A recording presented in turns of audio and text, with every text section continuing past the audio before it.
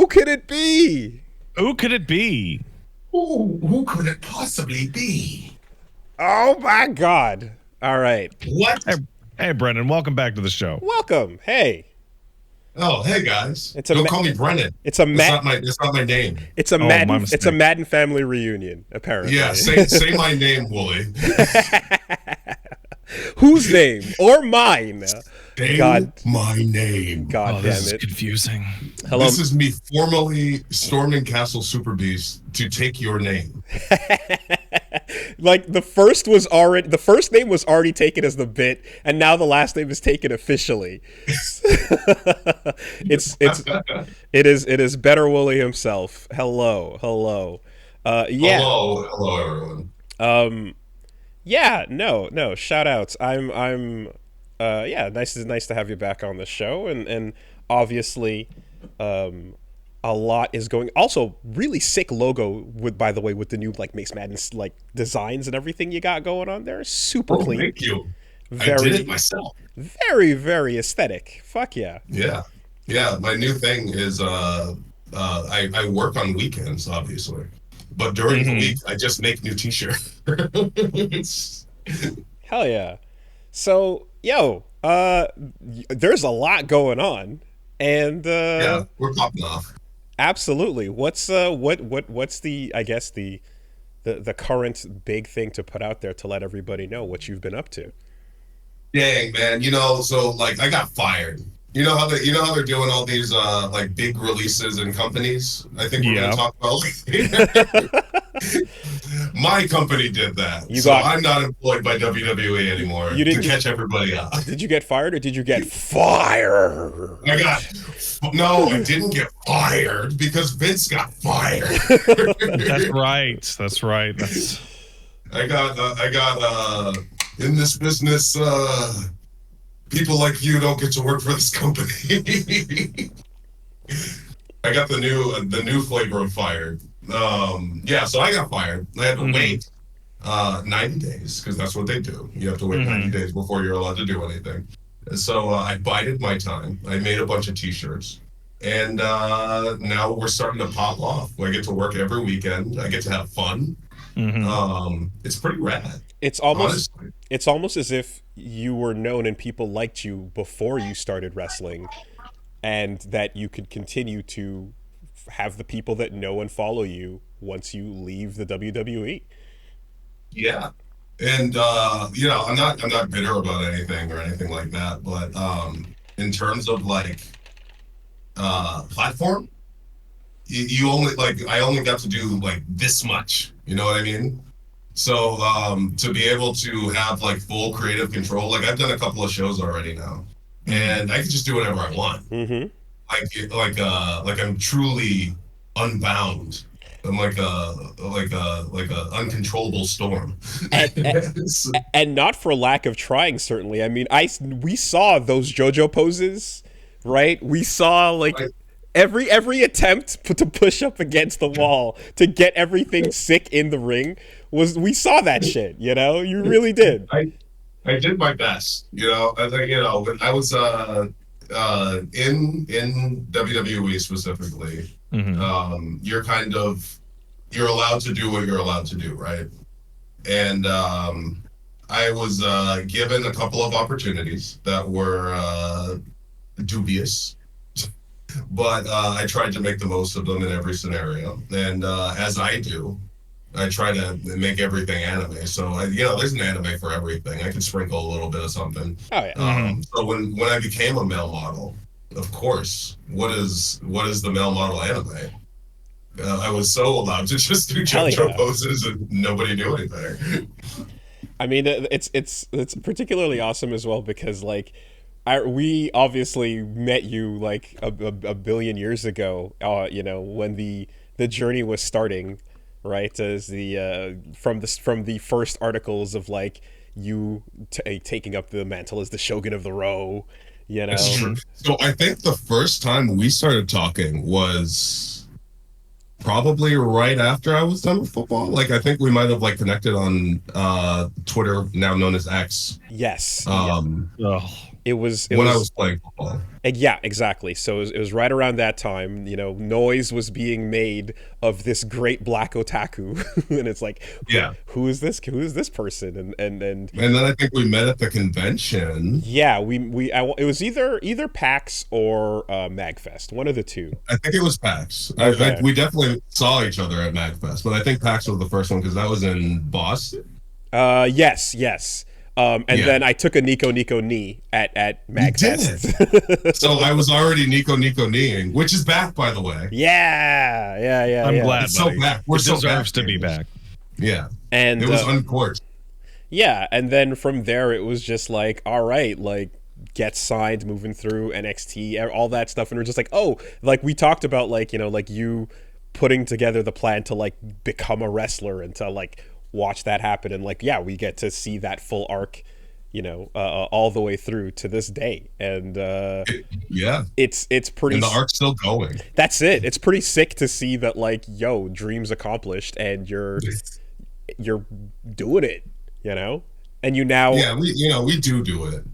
You do it, and obviously, besides all the, you know, accomplishing your dreams and doing all of that, and the being just, I mean, this call started up with both of you guys being like, oh, hey, family man, hey, how's it going? What's up? And now, it's the most fulfilling thing you could ever do with your life, Wooly. It's a joy every single day. Pat, tell me about giving birth, because I gave birth 3 times and I really enjoyed it. Yeah, so obviously the trajectory you got it all lined up and things are going great, and it's totally not as if you did so while being super younger than me and everything as well. There's no reason to feel. Am I still super younger than you? No way. The ratios change as we get older, Wooly. Surely time stops for you. And okay, so get this. So I was in New York yesterday. I had a show and a signing in Queens and Brooklyn, and I do the show in Brooklyn on Saturday night, and they put me in a match with 4 guys.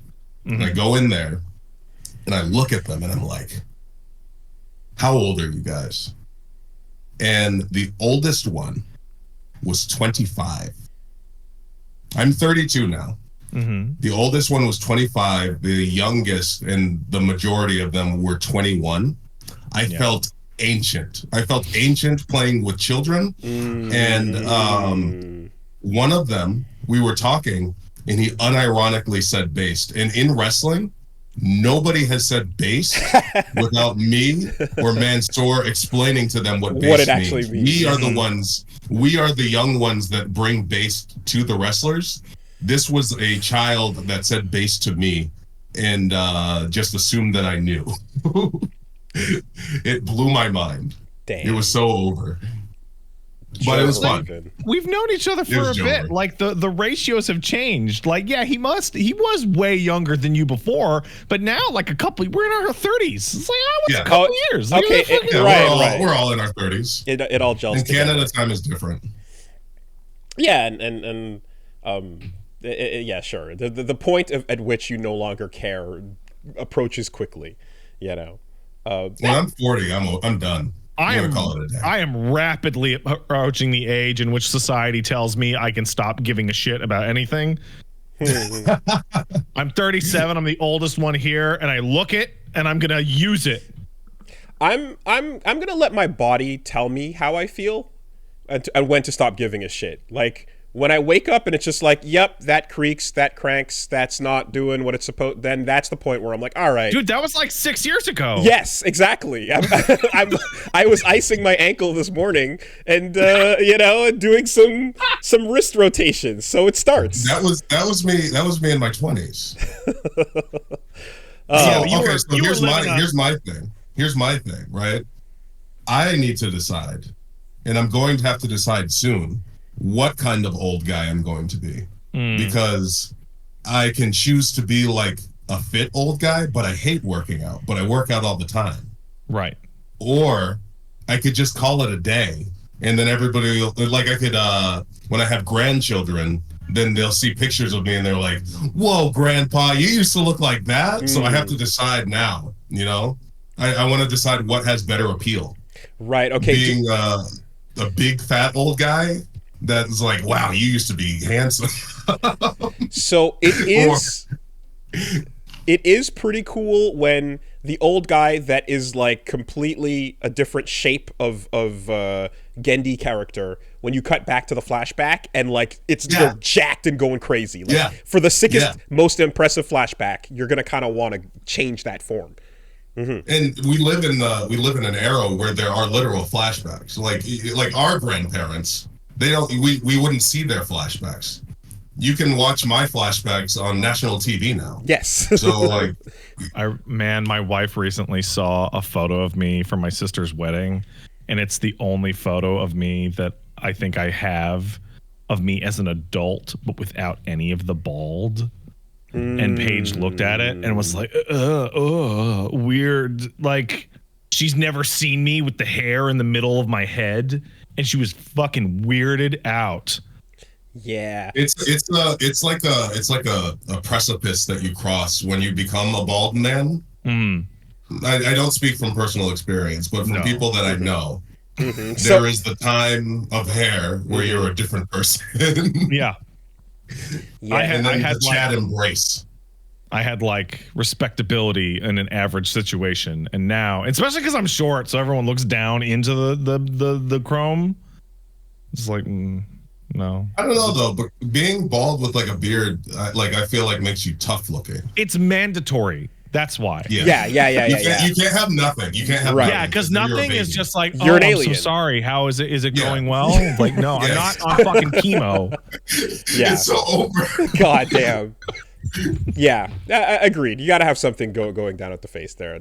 And like, I mean, well, there's a point where I think the horseshoe can get so far down that it's like, all right, just let it go, right? It can hit that like old samurai cut length where you're like, just go clean at this point, especially if you've got it up front. That's that, you know. But oh man. Fuck, what was I gonna say? Shit, something about you were just talking. Okay, point gone. I'm sure it was really important. Fuck. Brennan's working and he's young. Yes. And he's fit. Yes. I am young and fit, and I've got better abs than I've ever had. There you go. No, that's what I was going to say. I remembered now. It's the other archetype besides being the old man that then transforms in the flashback is you can become Joseph, right? Yes. Where old man Joseph is still fucking ripped and killing it. It looks great. It looks great too. So these are both viable pathways. But eventually Joseph turns into a tiny old man. Yeah, no, that's I mean you're not going to be able to escape that outside of dying early. So it just makes like the inevitable decrepitness much sadder. Yeah. Yeah, Hammond can't hold you together. Early. It can't hold you together forever. But those are the two pathways you have ahead of you, and that's pretty cool. The fact that you get to pick one certainly is impressive. We all get to pick one. We all get to pick one. You just got to work hard, and I don't want to. Fuck that. Man, I'm trying. I'm trying actively to pick one. You know that. You have lost a lot since we first met. And it's coming back. Listen, that pandemic was not fair. But no. But even after that, one trip to Texas and Florida, and that was fucking it. No, the pandemic wasn't fair. Okay. Sure. Whatever we got to tell. Let me tell you a secret about being fit, right? So you look at bodybuilders, and you see those guys on stage, right? Yeah. And they're completely shredded. They have to take steps to get to that point, and they can only do that for one day. Mm-hmm. Nobody is at peak for like long. So it's always a freaking wave, right? But the trick is just not falling off the wagon. You know what I mean? Like you can get some back. I got really low by accident. So when we probably first met, I was probably just stopping football, I finished football. I was 325 pounds, right? Mhm. Which sounds like a lot, but I'm also 6'8". But I was big, right? As I started wrestling closer to like 280. And when I got fired, because I wasn't traveling with Mansoor anymore, because Mansoor eats like Taco Bell every minute, and I can abstain when it's not right in front of me, but when it's right in front of me, I'm like, oh, okay, I'll have a chalupa. But when I stopped traveling with Mansoor for a bit, it just fell off, and I got to like 245, which is the lightest I've been since like the sixth grade. Mm-hmm. But now I'm back to like 260. So like it's like you have a range. So you have to give yourself a 20-pound range. So what you're saying is get the venom injected straight into the lats and Yes. and get the Bane mask out. Yes. And go all in. Okay. Yes, go all in. Go Okay. all in. Get on. I mean, unless you're getting tested, which I'm not anymore. Okay. And then break Batman's back and lay your hand intimidatingly on someone's shoulder. Nothing like breaking somebody's back. Man. So obviously too as well, I guess, like, yeah, just I love the fact that it's like, okay, so while doing all of that, and like we're talking about you bulking up and shit, and you're like, in the meantime, here's Jibo, VTuber, smallest, cutest, sheebiest little thing, the complete opposite of what we're describing here in every possible way. Well, you know why I had to do that, right? Hmm?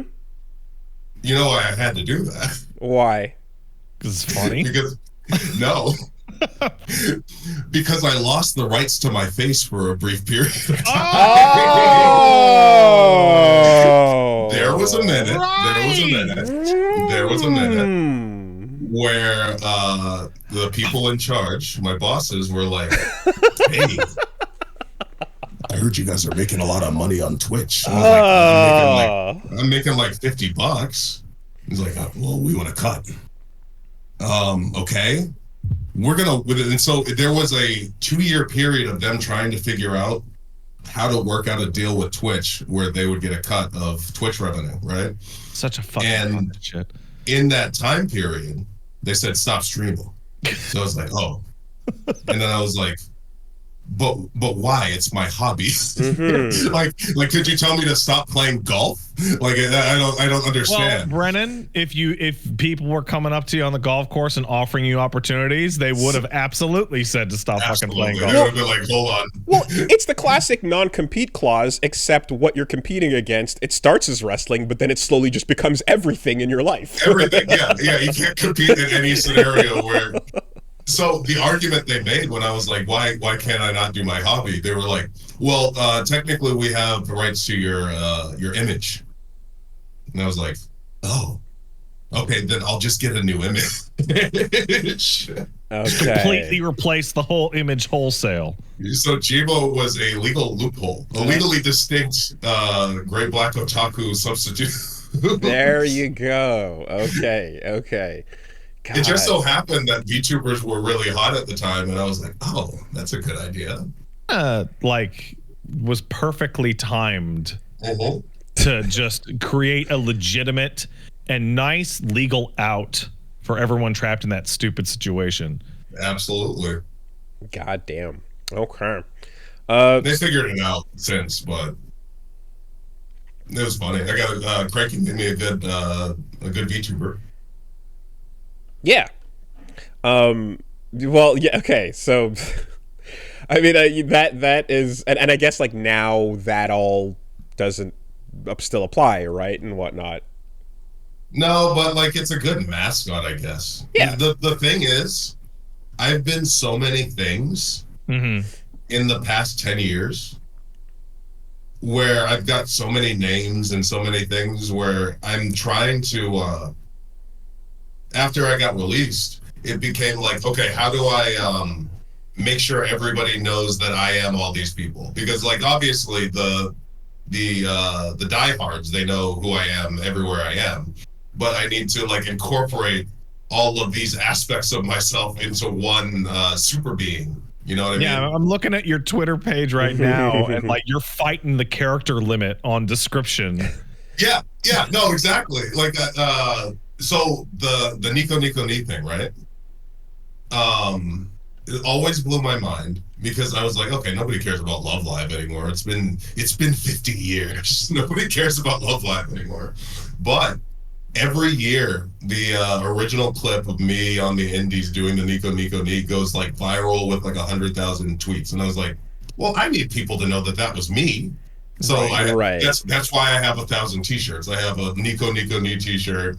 I have a Gimp Mace t-shirt with the mask. I have a Model Mace t-shirt. And it's so I can give you whatever you want from me. I'll do it. Someone used the word Brennan verse. It's all part of the Brennan verse. The Brennan verse. Into the Brennan verse. Nice. Which is why my name is Mason Madden now. Because I was like, okay, well, the two biggest names that I went by in WWE were Mace. Right. Mm-hmm. Mason is legally distinct in just the name. And Dio Madden. In Dio Madden. Yeah. So it's Mason D. Madden. And then also I don't have to get... I had a really cool cyberpunk jacket that I got made like ages ago that I never got to wear. And it says Dio on the back.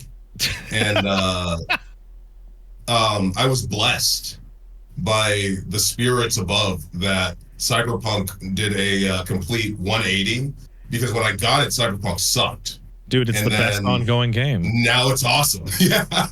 Ongoing. So, yeah. Ongoing was wild because I was like, okay, it's not an MMO. No, it's not. Like, but no, we fixed it. Yeah, that makes it ongoing. You right? can slide it right into that category. What a useful designator. I feel like it winning that award is the codification and like set in stone of like, yes, the original release was a beta. It was an early access beta, and now it is out.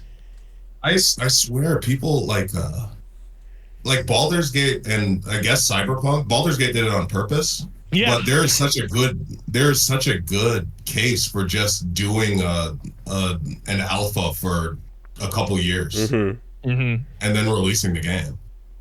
Or if Cyberpunk would have said, "Oh, this is an alpha," and then it would have been very different. And also, like, when you're that at a certain scale of game too, just benefiting from early access in the way that Baldur's Gate did, right? Like, not everything can use it to that degree, but like when it's that big, when you can't possibly cover all the weird shit that's going to happen, you kind of want people to like touch it a little bit earlier and go through permutations. There was a lot going on with, I don't know how much you guys played the early access version of Baldur's Gate, but the thing that was very impressive about that is that they were willing to change like really core elements of the way everything in the game worked. Like in the initial version, like every like cantrip that threw down fire or ice would put down like a big fire or ice surface. And well, yeah, because like Divinity and like player feedback was like unanimous of this sucks. Take that out. I hate it. And then they took all of it out, and it was supposed to be like the building blocks of like a whole interaction system.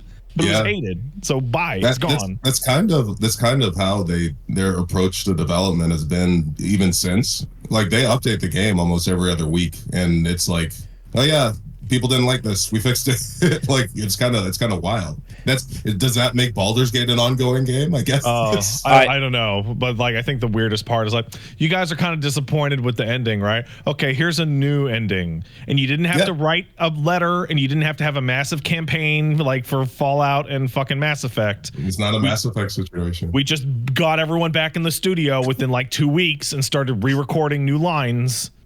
I look forward to this year's inclusion of Multiversus in the best ongoing game category. Bro, they took that game away. Where it launched completely and then it unlaunched, and now it's going to relaunch again, and that's ongoing, really, if you really think about it. I forgot about that. Yeah, it's just a little. It's ongoing as long as it's still getting support, right? I mean, it's like you can unannounce and you can delay things, but like to unrelease is wild, you know. Yeah. You take it back. You're literally putting the genie back in the bottle. What was it like the last day that we were fucking making fun of like a couple weeks ago? That game that only came out for one day. Yeah. Before getting outed as a scam and then unreleasing. Right. Yeah. Oh, let me just put a little title up there. Yeah, Brennan, what have you been playing? What you been up to? Man, I have a lot of hours in Baldur's Gate. Yeah, that's been my home game. I got a Steam Deck, and when I'm traveling, I play on the Steam Deck. But I just started traveling again. I played Baldur's Gate on the Steam Deck too a lot because it's a good excuse to play it on the toilet. But yeah, I think I have like 250 in Baldur's Gate, like an unhealthy amount of hours. I just beat it on honor mode last week. Which I was honor mode is that the no saving permadeath? It's the double hard mode perma save Iron Man. Yeah. Oh god damn. Which I'm not a completionist in any facet, right? Bro, like I don't you care. are in there. But I was like, when they offered golden dice as a reward, I was like, I need them. God damn. Okay. Did you encounter at any point the fucking platform bug that came in on the last one, on the last patch? Was it the one at the end of the game? So no, it's the one. It only happens in the fucking ferry to the monastery and Char's Gauntlet. You know, where you get the whole party on like those moving platforms.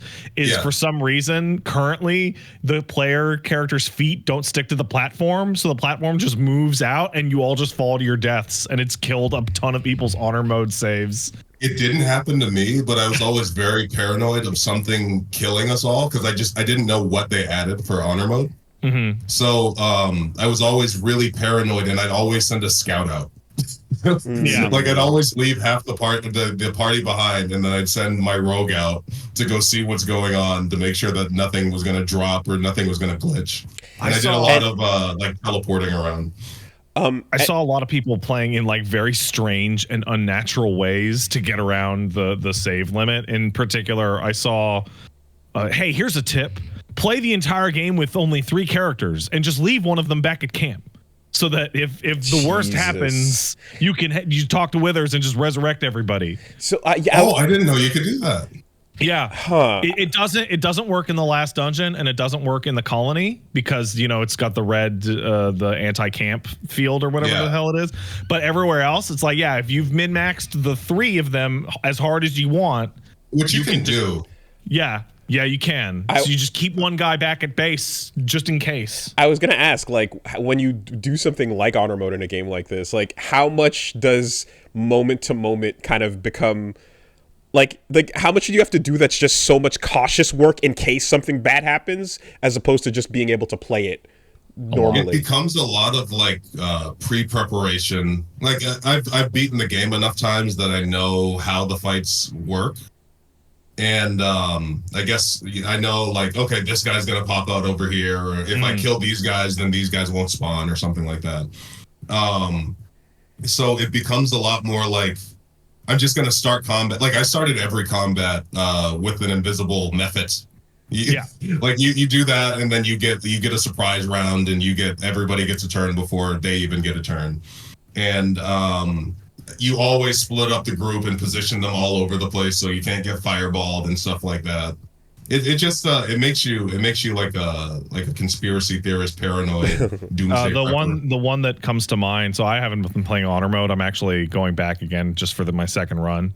And the one that pops into my mind is the one that everyone does on their second attempt is, do you want to fight the necromancer in the boss fight that the game prescribes to you normally, or do you want to just jump him in that fucking office? Jump him in his office where there's like half the enemies and it's really small. You know what I did? Which is what I love about the game is I went into his office. I cast arcane lock on the door. Oh, Yeah. because he's got skeletons on the outside. So I Not locked anymore. the door. Yeah, not anymore. And then I set up everybody in the room. And I mean, if you between an assassin, if you have an assassin Gloomstalker or something, Yeah. and a monk, you can get them in one turn. Oh yeah. You can get him easy in one turn. And then when I did it in honor mode, his brother got confused because I killed him. I killed the necromancer, and then he's got that big hulking Yeah, he's got brother. flesh. Yeah. I ran away because I was not in a good space to fight him. Mm-hmm. That's what it becomes. It becomes a lot of like, oh, I'm not going to win. Time to leave. Okay. Okay. So I ran away, and then when I came back, they forgot. Oh, well, that's just free. Yeah, which meant that I could use his bell later on, which was cool. So you can kind of fuck with the aggro system a Yes. bunch, and okay, you crawl your way through. Yeah, What, the bell still worked? Are you serious? The bell still worked because Flesh was still alive. Yeah. Wow, he's dumb as shit. Yeah, he's an idiot. Well, he's dead. So. Yeah. And that's also like if you fuck up, it lets you continue your save out of honor mode, right? Like is one of the things. Yeah. Turns in, but you don't get your fancy gold dice, man. Right. Then it's meaningless. You might as well quit. No honor mode. The first couple of times I died early.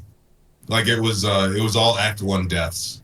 Apparently And, that fight with the intellect devourers and the crash ship, like the very first fight after regaining control, is apparently like end ruining for a lot of people. Oh yeah. Like your D&D build doesn't come online until like level 5 in most Or cases. maybe, depending. 4 maybe. Yeah. And especially like the really broken ones, it's more like if you want a multi-class, it's more like 6 or 7. So Yeah, you're the really build I'm playing susceptible. now it only came online at like level fucking 10. Can you? What are you? I'm doing a warlock bard, and I'm using the potent robe to just stack up charisma on the eldritch blast.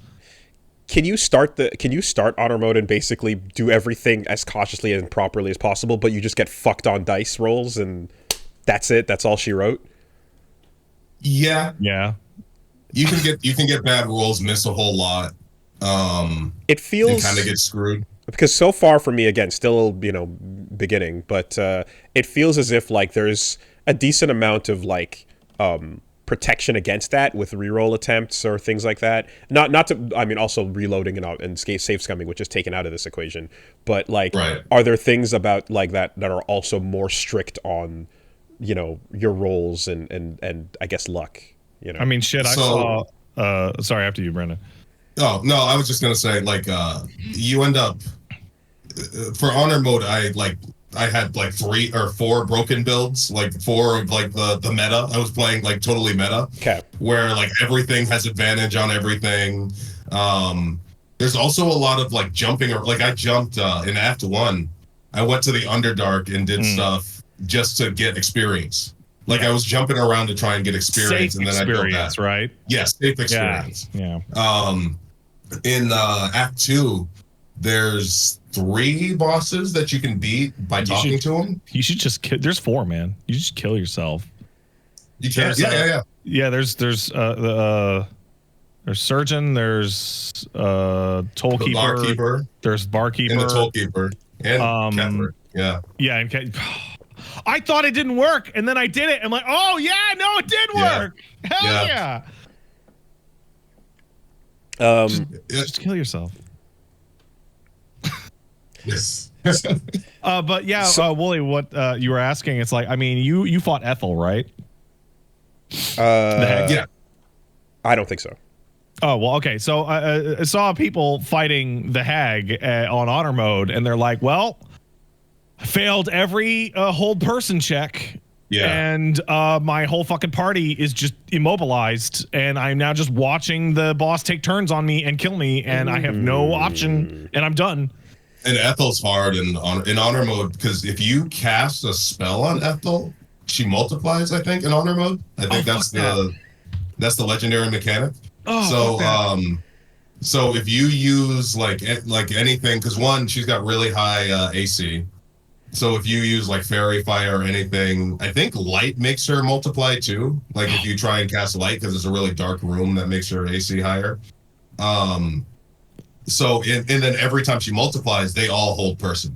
So that's where, for me, the hardest fights in honor mode were Ethel, and I was over leveled for Ethel.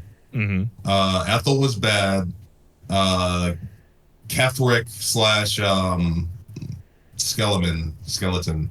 What's his name? Oh, yeah, got it. Yeah, the apostle. The Act 2, the Act 2 boss was very hard for me. And then it kind of skips. Act 3 was kind of easy.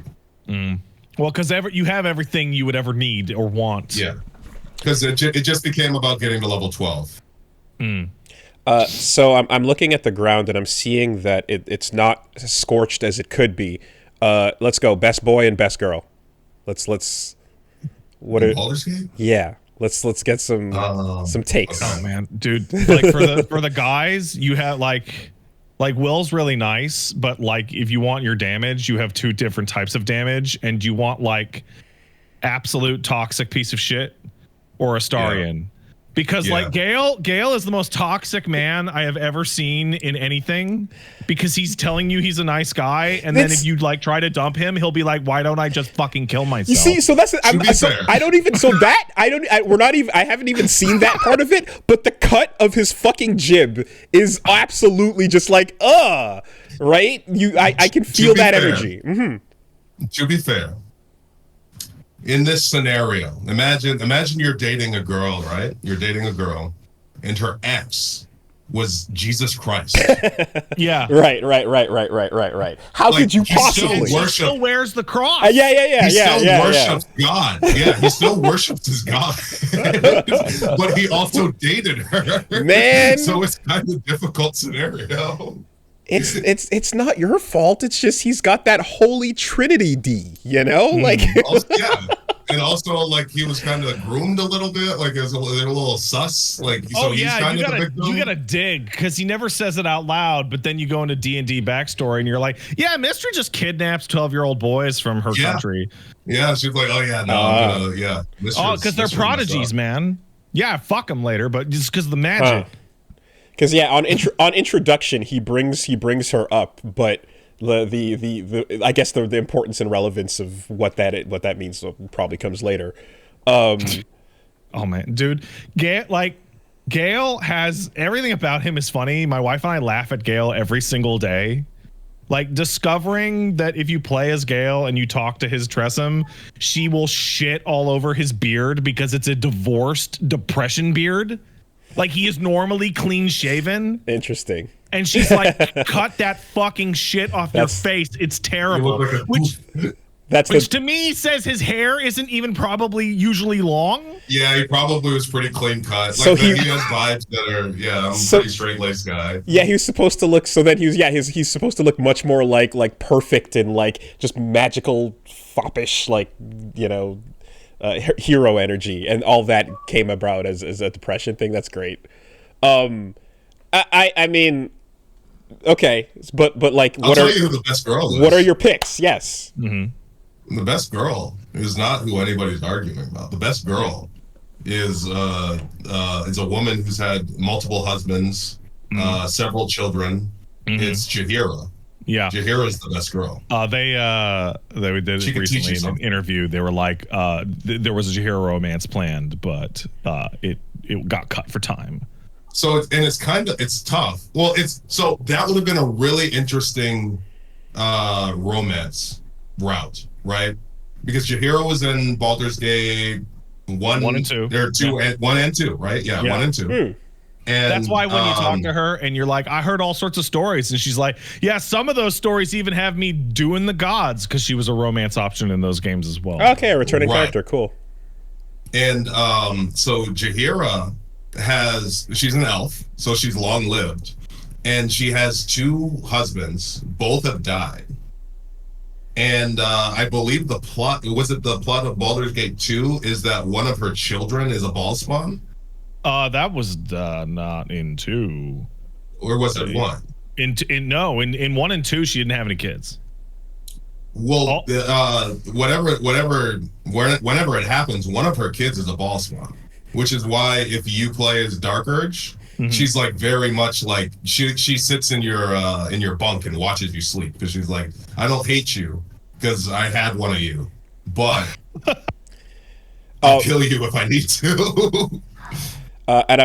I'm seeing half elf and I'm seeing gilf fly up. So we're talking about a half gilf then. Yeah. Yes. Half gilf character. Okay. Yes. Got it. Well, she's full gilf. She's all gilf. Okay. I mean, if you want the real answer to the best girl thing, it's individual, and that's a total cop out. But it's like, what kind of damage do you want? Do you want a girl that has all sorts of cultural problems and cultural trauma? Do you want a girl that has religious trauma, or do you want a girl that has medical trauma? Yeah. Like, pick your fucking poison. Medical trauma, please. I love fucking Karlach. Coward bitch. Yeah, Karlach, baby. I love she her does so a much jig. more. So I like her so much more as I friend zone Karlach Yeah, me too. It's fun because I like that she still loves you. Like she says, she'll still say I love you and like you mean the world to me as your friend, which I think is really cool.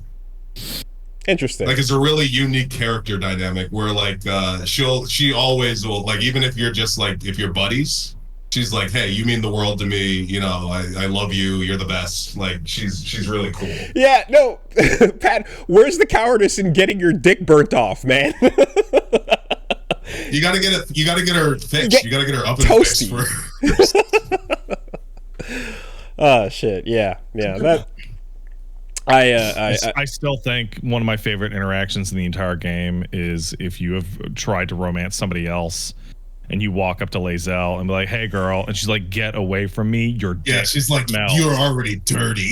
Like fuck off, you're disgusting. It's like, oh jeez. And then she's like, you could have had me, I would have devoured you, but if you did, but you didn't, so now you're a loser. Wow, Jesus, okay.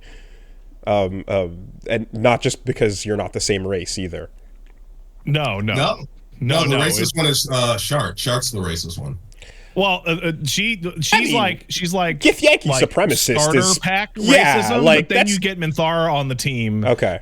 And she's like a full-on supremacist. I see. If you're a half drow, she fucking and you talk to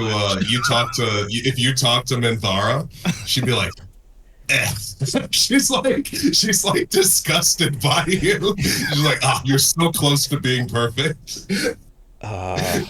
She'd rather you be a full something else than a half drow. She's nuts. Like her romance path involves like a line of dialogue of like, hey, no, I already have somebody. And she's like, well, now you can have me now. Yeah, so and like so you have to mitigate her attempting to murder that person. And she was supposed to get pregnant. Mm-hmm. So which me and Pat can relate to. That's the thing that we've done. We've gotten pregnant. Yeah. Mm-hmm. There you go. I mean, back in the day, you could have gotten Ares' baby in the inventory. I had that damn item. It's so weird. That's like a long-standing thing that Baldur's Gate 3 missed out on of having the baby in your inventory. No, wait, you do. You do keep the baby in your inventory. It's just an egg this time. Just a pocket child. Yeah. Okay. And you can carry bodies. Yeah. Yeah. Reggie picked up a child's corpse and was walking around with it for an uncomfortably long amount of time. In Act 1, when you're in the Goblin camp, right, and you're freeing Halsin, you have to kill 2 goblin children. Mandatory. And he tries to get to them first, too. Yes. And I thought it was so weird because in any other scenario, the children run away and they are intangible. But these two goblin children, if you let them go, they will call everybody else in camp. So you have 2 turns to murder these children with 5 HP that are just trying to get away. It's so interesting when a game like doesn't shy away from that, because I feel like I've been conditioned by so many games that like are like, yeah, kids are gonna be no hitbox, no collision, they're just a part of the world, and let's not even go down that road. And if they are involved, it's gonna be like Metal Gear Solid 5, where it's like, okay, like put them to sleep and like, but you can't interact with them and beat them up like you can a normal soldier, you know? But if they're goblins. But here, or no, because we walked down to the water and we saw one of those kids getting pulled towards the Mercon. the harpy. Mercons with the harpies, yeah. Right? And you're like, oh yeah. shit. Like that kid just can get got completely. Yeah. And like it's particularly like, oh fuck, this game's not fucking around. Like anybody can get it. It's funny because they even do the job of like having you run into goblin kids before going in there, and like they're kicking a corpse for fun. And like the game's like, no, listen, goblins come out the womb evil. Yeah, like they're an evil race. Like, don't feel bad. You walk up to Kuno and Kuno S. Yeah. Sure. No, it's funny that with your logic on Karlach there is, it kind of reminds me, I've brought up, I had a similar vibe with Mitsuru in P3, in Persona 3. Mm-hmm. Oh yeah. It's way cooler when Well, one, you save her for your boy Akihiko. I felt like Akihiko. the two. That's Akihiko's girl. Exactly. I felt like the two seniors, the two senpai. Up together. You've made it up in your mind. No, it's true. It happened. Thank you very much. I had that vibe as well, and so that's why I've had that's exact same feeling there. In a way, it's selfish to take her, because even if they don't end up together, they should. And if I take away that possibility, then I'm a bad friend to right? Akihiko. I'm a bad little girl. She is great, but like that is exactly the vibe. 100%. I'm like, no, let that be its thing over there. Those two, you know. That's a great item. I completely agree. Which Persona 3 I think does like the best job of like after Persona 3, you become a little bit it becomes a little bit wish fulfillment-y, where everybody loves you and is perfect for you. I love that Yukari does not like you. so after P3, like the fucking mentality starts to like seep in of like, people exist for your personal gratification, Joker. Like, yes. That's why they're here. They're here so you can get them pregnant. Go run through the entire class, sure, and then Valentine's Day will happen. Which is why I would like. Yeah, right. Which is why I would like the next Persona game to kind of like play with the fact that metaphor. In a way, metaphor even, in a way, to get every social link, to do every confidant, right? You have to be a different person for everyone. You're and it's the Persona thing where you're wearing a mask. Yeah. You're literally wearing the mask of whatever the archetype of the person that you're dealing with, because you want to max out your interactions with them, right? Mm-hmm. That's sociopath behavior. Yeah, in Peath, I feel like the moment that we turned away from that forever in that series is when they said, you know what? Getting social links reversed because you were a massive asshole or you were cheating on your girlfriend. Let's do away with that. That's annoying. And it's like, no, that was important. You should be able to cheat on your girlfriend. So this is also like a kind of a structural issue, because when relationships are decided by a multiple choice question, there's always a right answer. Right? There's always an optimized path here versus like real conversations where it can go in any direction, and then whatever you particularly click with will be chemistry. And I guess like thematically, the answer should be, you don't get to be friends with everyone. Nobody is friends with everyone. But I think so. Just answer truthfully. But I also think that like the entire inception of like the visual novel is so that we can defeat these real life contrivances to have everything and get the harem ended if I want it. God damn it! I bought my video game. The fantasy is like, listen, if you did, you know how you go back in your life and you look over your regrets and that person you should have asked out and that job interview you did wrong. Listen, and that teacher that you could have dated. There was a right answer. You just didn't think of it at the time. But if you had thought you could go back and do it different. If you could go back to the save before those test questions. Every single thing in your life would have turned out peachy, and it would have been like this. And then you can use those relationships as power to beat God. Of course. You know how you do. Now, that being said, like, ability to actually riz or not impacting your RPG relationships is hilarious, and I would love to see this world. Yes. You know, I would bankroll that immediately. Yeah, and this is, I guess, a bit late. It was going to come up later, but one of the things was they released the P3 Reload trailer. But since we're talking about it now, Oh my god! the intro is pretty sick, and It looks so good. I'm remembering that you described the new mass destruction as ballless. Yeah, it's lacking in nuts. You know what I mean? It doesn't hit the same. I'm very excited for this game. It comes out on my freaking like the day before my birthday. It's made Hell for yeah. me. Oh, sick. Everything is like perfect, but I don't know. Like when you remaster stuff, right? Yeah. You lose a certain amount of the crunchiness. There's always some detail that they go, we're going to improve it. And you're like, oh, could you not? Could you actually leave it? So here's an example. I had in my youth, I used to frequent some of the musical piracy sites, correct? Fuck off. No way. Yeah, and I don't arrest me. I've repented. I've paid for all of the music that I stole. That's crazy. I'm don't arrest me. But there were certain when you get something on LimeWire or whatever, sometimes there was a version of the song that either had like a skip, because it was just uploaded with a skip, or there was like a radio. There was an Utada song that had like a radio ad at the end of it, and I have it now. And it doesn't hit the same because it does not have the radio voice at the end. Sure. No, listening to rips of the Soul Calibur theme song back in the day, and hearing the character select cursor moving around. I mean, or the Tekken 5 sparkling without the. I don't like listening to it without the sound effects. Yeah.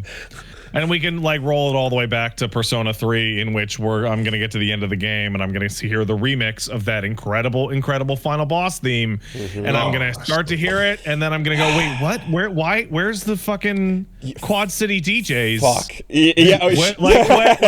Oh, I've heard that song since, and it's not the Space Jam remix, and I don't get upset. I get confused. But it's just like, I really hope that's my main thing, and we touched on this a couple times in previous episodes, but the hope is that like the finale of that game has to be preserved, man, like, because that's the strongest part of it, and the temptation to fuck with it, to like, make it more reusable, to keep the everything as a franchise that could keep going in a way. It undoes the point of the game. Exactly. Right. So without spoiling anything, the point of the game is that ending. Exactly. Yeah. And it's gonna make you feel bad. And it makes that point so well. So the hope is that, I know they can't resist the urge to like add more and like refine. It's a remake, etc. It's a reload. But I hope they just I hope they don't change the events, but if they want to put more, they just have more scenes to expand on conversations and context if you want to. But so what I've seen is really cool is they're in Persona 3, you don't have the same kind of social links with the boys, right? No, in fact, it's weird. It's like almost like the team is almost absent. Yeah, from your S-Links. From what I've heard in the reload is they've got like calendar specific moments where it's like boy time. Yeah, you're gonna hang out with Akihiko. And you're gonna hang out with the boys, and it's stuff like that, which I think is really cool. Like it doesn't need to be social link stuff. I just want to see group dynamics, the lads hanging out. Right. I think Junpei's character in the original release was like sincerely damaged by the fact that the only times you could hang out with him is when he was being a massive asshole. like Like the only times you actually hang out with him is like on a mission where he's like undermining your authority and being it's like, And, he's like, why is this guy in charge? It's like, can I not just hang out with him and watch fucking baseball or something? Like, let him talk about why baseball is important to him and why his knee hurts. But the thing is too is that like every time I think of like Junpei being annoying, it's also sandwiched with like you turn around and Yukari is also being annoying. Oh, she's terrible. And you're just like, dear God, this fucking sandwich of awful. Get it away from me. You're only the trio. The original trio was two people that hate you. It really says a lot about the direction that those games went in. I mean, we talked about the S-Links, right? But like the party that you start to get in P3 starts in either active dislike of you or total indifference. Like Junpei and fucking Yukari are just shitheads, and then Akihiko and Mitsuru are like, whatever. You're a year younger than I don't even want to talk to you. Who gives a fuck? Right. And then you move on to 4 where like Yosuke was originally planned to suck your dick. He was going to be a gay. They took it out of the game. Exactly. The thing is, of course, though, that it feels like in 4 and beyond, you don't have that moment you get in 3 where the game puts you on a fucking escalator, like, and pushes you towards Yukari on the fucking beach, and it's like, she's got a heart on her neck, dude. And you have to like the lovers. You have to run from that fucking ship. You know, it's pushing so hard to get it. Ugh. Yeah. Anyway, I hope we at least get like the arena costumes as something as things they can put on. Oh, I'm sure you will get every costume that's ever existed. Yeah, absolutely. I don't think we even talked about it at some point when it got announced, but like it's nice that like Persona 3 is such a weird game because it's like this seminal work in this style. But like every time somebody's like, oh man, should I check out Persona 3? And you go, absolutely. And they go, okay, which version do I get? And then you go, yeah. I had this with Punch Bomb because it was like, okay, so you can play the portable one, which lets you do FemC. You won't get pass. Yeah, you're not gonna get that, and you're not gonna get the same walking around. But then you get the boy links if you want them. Fuck. It's kind of bananas that they don't. I don't think they're doing any fests. No. The answer is the answer can stay unanswered forever. That's fine. We don't need to. Yeah. And the thing is I think I basically when we talked about it, it sounded like even though Fest had a bunch more cool shit, she was more interested in like being able to play as FemC and like have those relationships. Oh yeah, because FemC is like hilarious. The thing is you don't actually want to play the answer. No. You just want to find out what happens. The answer is not fun to play. No, it's actively unfun. It is long and it is a slog. I can't believe they had the audacity to remove the compendium for the answer. Just get out. And then Metis just sucks, but anyway, like you just started something. Yeah. She looks cool. I mean, look, they tried it again with Labris, and the do-over is better. But anyway, the other thing too. Look how cool she looks, though. It's like it's like Igus but evil. Her designs is incredible. He had the Figma ready to go. Okay. The other thing too was I've always made fun of and laughed at the Iwatodai dorm theme because it was like you're jamming, it's fucking going, the horns are blasting and everything's great, and then like I thought Lotus Juice jumps in and ruins it, right? And it wasn't Lotus Juice, it was a sample of Rock Your Body, and it was just off, and I always hated that part of it. And No, I love that body. Bah! That's the body. Make sure So you don't I hurt the didn't say it body. then, Wooly. I agree with this guy. You're super wrong. It's the wild tonal dissonance is amazing. and but it wasn't on beat even. It was like Who No, cares? It was just- that's the crunching. That's the balls, Wooly. That's the balls. it's so off beat. It was it's a bunch fucking of guys don't know. They don't know what they're doing. you know. And I was like, you. So okay, like it's like there's a moment where is it? I think it's like Chuck Berry and the Beatles are jamming. Oh fuck! You will not use this fucking example, you asshole! Don't you dare compare that fucking music sample in the Iwatodai dorm to Yoko Ono just screeching over Chuck Berry. Oh, how dare you? You are so full of shit. Ruins it. So right? You just want to felt, hurt somebody. It felt like Meguro. It felt like Your body with a Brennan lasagna. Yeah. right? Meguro was jamming and everyone's doing it, and then suddenly Yoko fucking walks on and goes, "Ah!" and just. You're so wrong. So, do you know that you're not wrong anymore? By the way, So that's why I bring this up. The funny part about it, right? Regardless of the original, is now it actually is Lotus Juice. Yeah. Yeah, so it's great. No problem. it's gonna sound, dude. I listened to it and it doesn't have the same fucking punch. Like he's not mixed as loud. He's not like a bad rapper. I'm like the sample. it's fixed. It's fixed. You're fucking You know, so wrong. He jumps in and I he need goes the like, "So crunchiness." dance, and he's doing it on the goddamn beat." And I'm like, "Thank you, No. thank you." No. We hate rhythm. We hate rhythm here. Wooly, the original was fucking experimental, and you God. just weren't there for it. The original was Death Grips, and you're just not a trained ear. You can't appreciate art. It's supposed to be the lack of comfort and unfamiliarity in a new space. Okay. So It's- completely unrelated. I love explaining bad things as art. Oh yeah. Oh, it's just I love the Drakengard is bad on purpose. It's You just it's didn't part get of the it. story Right. that Right. killing is wrong and it shouldn't be fun. You shouldn't have fun killing it's all of these tedious things. and pointless and makes you wonder what you're even doing. We brought this up. I We love brought this up that. last week about the overworld in No More Heroes, right? It's Oh yeah. So yeah, exactly. No, it's meant It's to be supposed off. to be mundane. It's supposed to be Mundane bad. Going from place to place. Come on, yeah, fucking Yoko. All right. Anyway, but no, that is a hilarious, like, I was wrong and then reality has changed and now it is actually Lotus Juice. Yeah.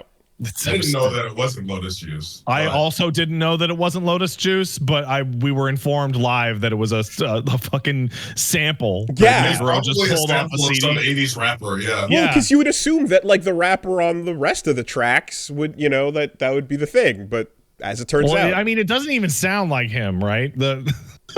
it was It sounds like a black guy. chopped and It sounds screwed. like an actual black guy, yeah. Body. All right. Anyway, Will I ever be able to find the sample? I don't think so. He's never gonna say, fill your body with the burning lasagna. Actually, I bet you it is out there because they found like the original Jet Set Radio list of samples. They all came from like one catalog. And then there was like a whole Twitter thread where they realized, oh my God, this one catalog is actually in a ton of other games. All right, found it. Including like CVS and a bunch of other. So there's a catalog that gets used for a lot of Japanese video games, and I would not be surprised if that was totally out. This is a series of samples from the best service, Hallelujah Sample Library. Okay, that might even be the one that I'm describing. Because I want to say I'm just gonna send it to you so you can listen to it as much as you want, Wooly. it's everywhere. Rapping was very rare in Japan at the time, so you had to go to a secret dealer. That's what like the Knuckles rap songs for the Sonic Adventure games. Yeah. Mm-hmm. Like the guy, like they were just like, hey, we don't have any words, but you can rap, right? And he was like, yeah, Like, yeah. I joked about it being experimental, but for like Atlas making SMT games to come on and like, our next game's going to be an RPG about high school kids and it's going to be hip hop. Like, what? Yeah. Really? It is? And imagine somebody taking that kind of turn now in like from a franchise. In Capcom versus SNK1, like there's a point where they're just putting a track together, and it's the I think it's the Metro City stage or so. They just needed something that sounded street and urban and and hip hop, and so they just grabbed shit from that same sample collection. I think from the Hallelujah list, and they grabbed a verse of just a dude coming and going, "Mr. Northern Exposure, I thought I told you," and he goes and goes and goes, and at the end of it, he just dropped like straight up is like, "I'm ready to fucking spill." And I'm like, that's like in the Japanese version, they're just like, oh yeah, they don't know what it means, so it's fine. They drop it in there, and then that turns into an instrumental in the US one because obviously, like you can't say that. Yeah, the ESRB is gonna rate the game differently as a result. But like, there's full on cussing in a Japanese version of CVS. It doesn't matter. The explicit version. Okay. Yeah, I guess anything else besides Baldur's of note that you've been checking out or want to touch on? On the plane. Okay, so I was on the plane yesterday, right? And I catch up on my anime on the plane, and I'm watching Frieren, which is the Frieren Journey's End. It's about an elf girl, right? People are digging it. It's really good. I recommend it. If you haven't seen it, check it out. But I'm watching that. I finish it, and I look to my right, and there's this lady. Yeah, and she's watching anime. Yeah. Mm-hmm. She's watching anime. So I'm like, okay, I've got a fellow cultured person next to me. Mm-hmm. So, but then in my head, in the back of my head, because I had Goblin Slayer season 2 queued up on my thing, right? And I'm sitting there, and then I get self-conscious because I was like, dang, she might actually know what I'm watching. I don't want somebody to see me watching Goblin Slayer on there. Oh yeah, I'm watching like trashy stories next to the wholesome elf anime. Yeah, it was cool. I was like, yeah, I'm fine with people seeing me. Frieren is good culture. That's fine. That's respectable. But it's like if I watch Goblin Slayer, I don't know what they're gonna show on that. There might be another Goblin gangbang. Like I don't know. Literally, a character that looks like the main one from this show might show up over here in a significantly different context. Completely different context. God, so damn it. I pull up my Steam Deck because I'm like, okay, I'm not going to watch that right now. And I've had Umineko on my Steam Deck to play. Okay. And everybody's been putting it. I haven't played it yet. Though I played it yesterday for the first time. Everybody's putting it over to me. They're saying how great it is. And then I start playing it. Oh no! I recognize this shit. Did they cry, Brennan? Did they? I haven't gotten to the crying yet, but what I did get to was a lot of threatening to squeeze your cousin's titties. And when I realized that, I was like, I don't want somebody who watches anime to see me playing this. So I put on my I've got these glasses. I'm like a cyberpunk on the plane. I've got these glasses that I can plug into my Steam Deck, and then it projects the screen onto the glasses, but nobody can see what's on my Steam Deck. Oh, that sounds cool. Oh, interesting. Okay. Yes, it's very cool. But like as soon as I realized that that's what I was playing, I was like, okay, time to go into the Matrix. She will not know what I'm doing. I mean, but all that to say, I'm playing Umineko now, and I haven't gotten to the good part, but I'm excited to get to the good part. So I think the answer there is to like when you're sitting next to someone and the power level is somewhat available, there's a chance that they might know too much about what you're doing. That's when you just flip back and go to Jumanji. Right? Just you completely undo it. It's time to cut off all interaction. I'm not here to talk. Damn. No, but check out Frieren is really good. I've heard of it. Mm-hmm. The vibes are really cool because the story starts with like an RPG party, and they beat the Demon King. So they start basically at the end of a journey. And then after that, it just says, cool. The king's like, good job. And then it says 50 years later. and Fiorin is an elf. She's exactly the same. Right. Everybody else in the party has gone their separate ways. They're aging, and it ends with like the first episode starts with her going to the funeral of the his name's Himmel the hero. He's like the leader of that party because that guy is a human and he is now dead.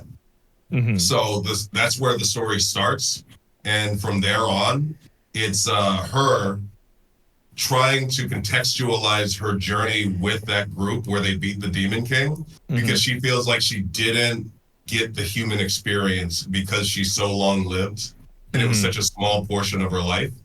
And it's her trying to like figure out what that meant to her, which is really cool. And because she's so long lived, there's like this thing where like she picks up this girl who she starts teaching magic.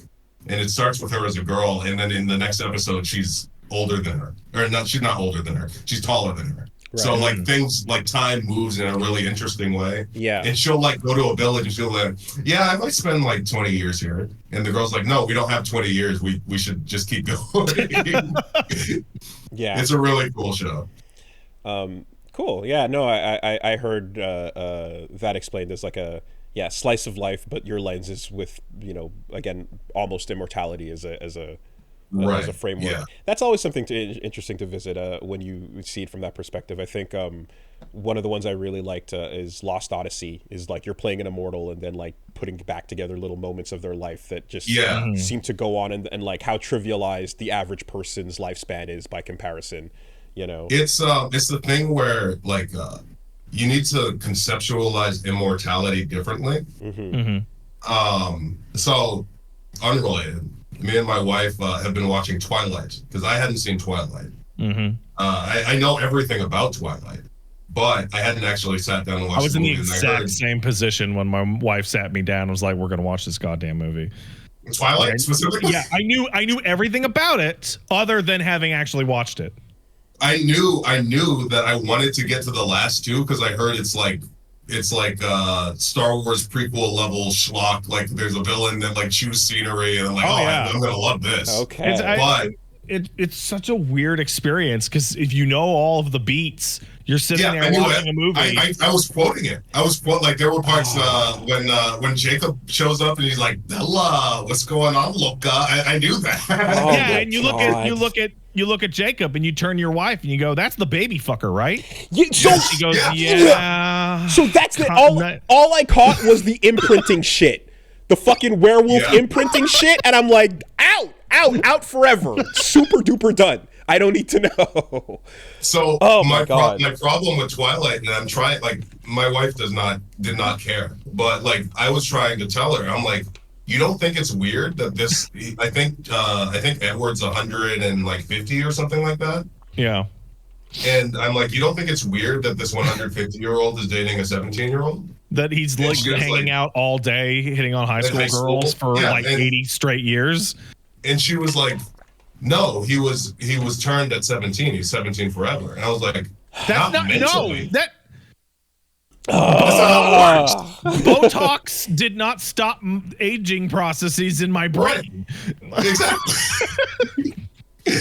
So like, I can get from an approach to immortality where you're frozen in the same state forever, but that's like a detriment to your character. Like if you're 17 forever, if I had to roll the dice, like the entire reason that works for a teenage girl to adult female reader is the idea of like, what if your 17-year-old boyfriend was emotionally mature at all?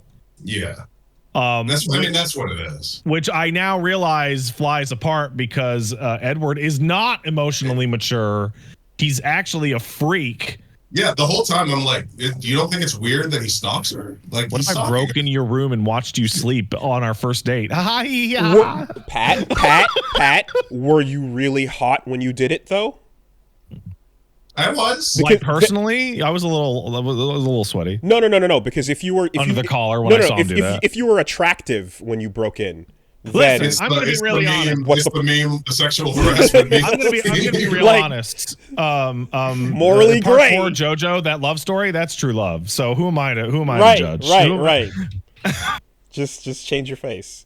But at the same time too, like I'm also like thinking of that like the ongoing immortal kind of like love story thing. Like that viewpoint is super interesting, and I kind of wish like when it was introduced in Mass Effect, like the perspective of Mass Effect through the lens of like playing as an Asari would be so different, right? Yeah. Or as a Solarian, like 40 years versus practically 1,000. Like like that's the kind of thing where you like I like playing with that as a theme more, and like I'd like to see.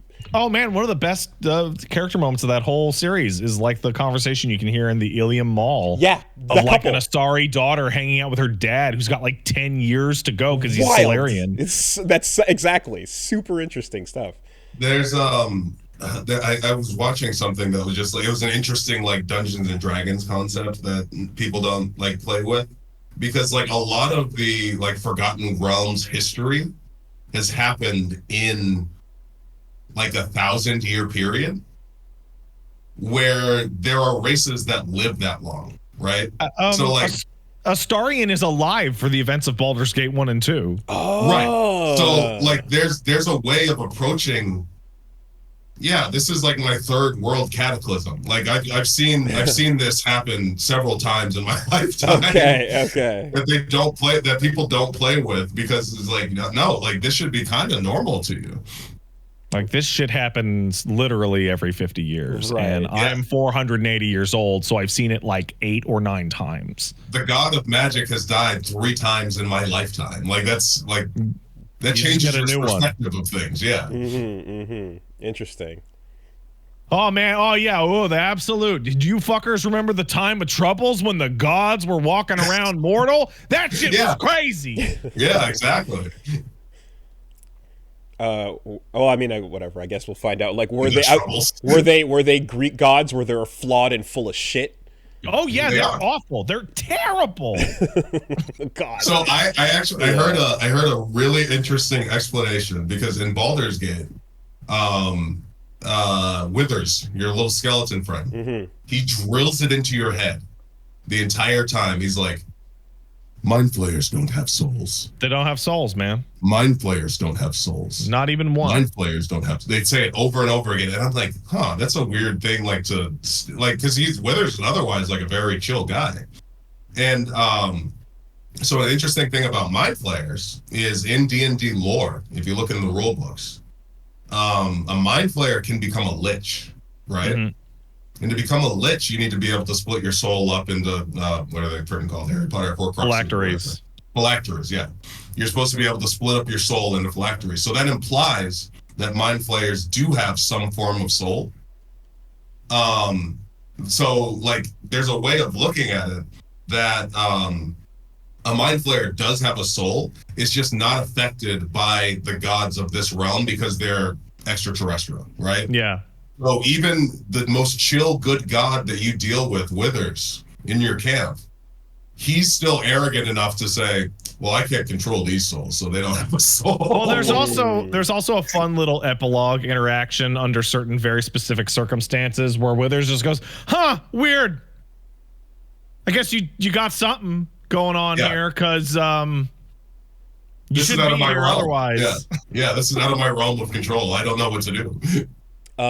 I like when we were walking around, there's a point where you see the pregnant hyenas on the ground, and that's horrible. Right? Gnolls are awful. Well, so that's the thing, right? And then like the Gnoll pops out, and like Reggie was like, "Oh, it's another life form. Like, should we be?" I'm like, "No, they're not. You don't have to think about the morality.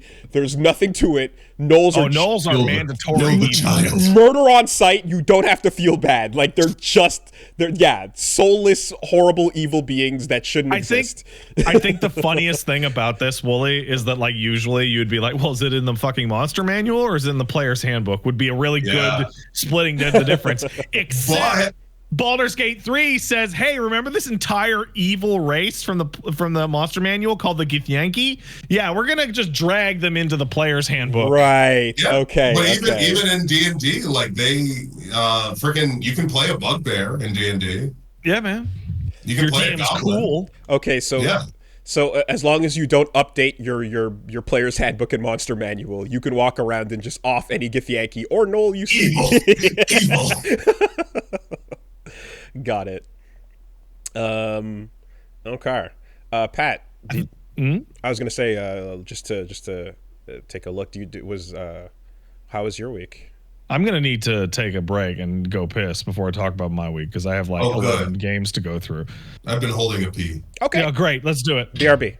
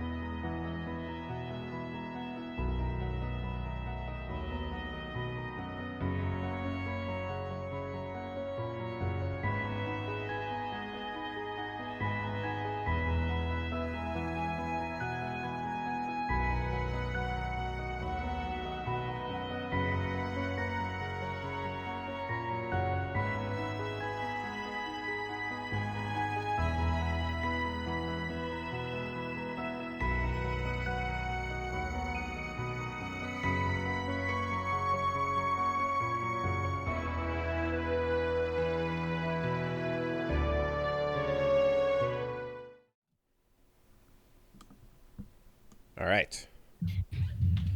How was your week? All kids in Springfield are SOBs. Moving on. All right. Oh. Did either of you guys play the Like a Dragon Infinite Wealth demo? The demo or the Gaiden? The demo, you have to beat Gaiden to unlock the demo. I watched somebody play Gaiden. Wait, really? It's locked? It's on the main menu, and you go to click on it and goes beat the game, dumbass.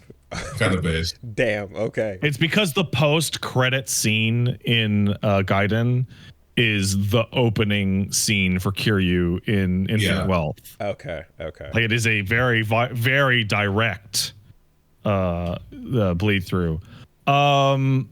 Oh man, like it's so weird that there are 2 Persona games coming out back to back, like right next to each other. Mm-hmm. And like I that joke was like funny before I played it, and now that I have played this demo, it is even funnier because they have some of the menu stuff coming in that is clearly trying to emulate like an Atlas game. And Ichiban has a fucking personality grid for his smoothness and his academics. That's surely on purpose, right? Oh yeah, it's got to be. That's interesting because I feel like the menus in the Yakuza games I've seen have always been the most utilitarian. They're very, very blunt, functional, you know. And even when they're like, "Yo, how much do we love Dragon Quest?" They're like, "Yeah, but these menus are going to be Excel sheets." Now, people are pointing out that he had that personality grid in 7, but to rebut that, I forgot. So it's like it's new. But what is new is like just it used to be like you'd become friends with somebody and then you'd have your bar conversation. And now there's like a massive chart of friendship between every character. Depends on their skills and whatnot. It is a massive mechanical improvement to 7 in every way, but fuck that. It's in America, and the excitement of what the RGG team as their description of America is so fucking great. It's so great. It takes place in Hawaii, in what is probably Honolulu. And just has this weird tone where it's actually confusing to play it in Japanese because for some reason everyone in fucking Honolulu can speak Japanese. They should have just had them speak English. Yeah. So the ambient blah blah blah blah blahs that you hear walking by, I think those are always in English. But yeah, everybody is it's English, and you're dealing with Americans, and everything about dealing with the RGG's depiction of Americans is the funniest thing in the world.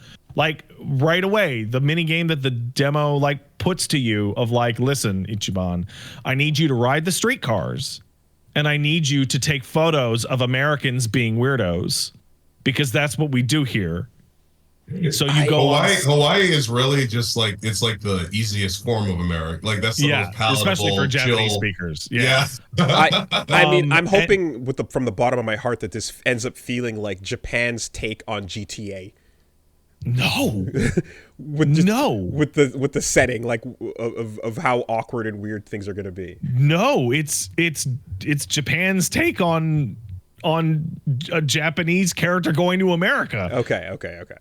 And you like take photos of these sickos, and so you engage in a mini game that is actually called Sicko Snap, and it's Pokemon Snap, but for freaks on the street because you're in America. Okay. And whereas the Sujimon system in 7 was, hey, there's weirdos around, you should catalog them. The Sujimon system in America is have the Americans fight for you like they're Pokemon. That's great.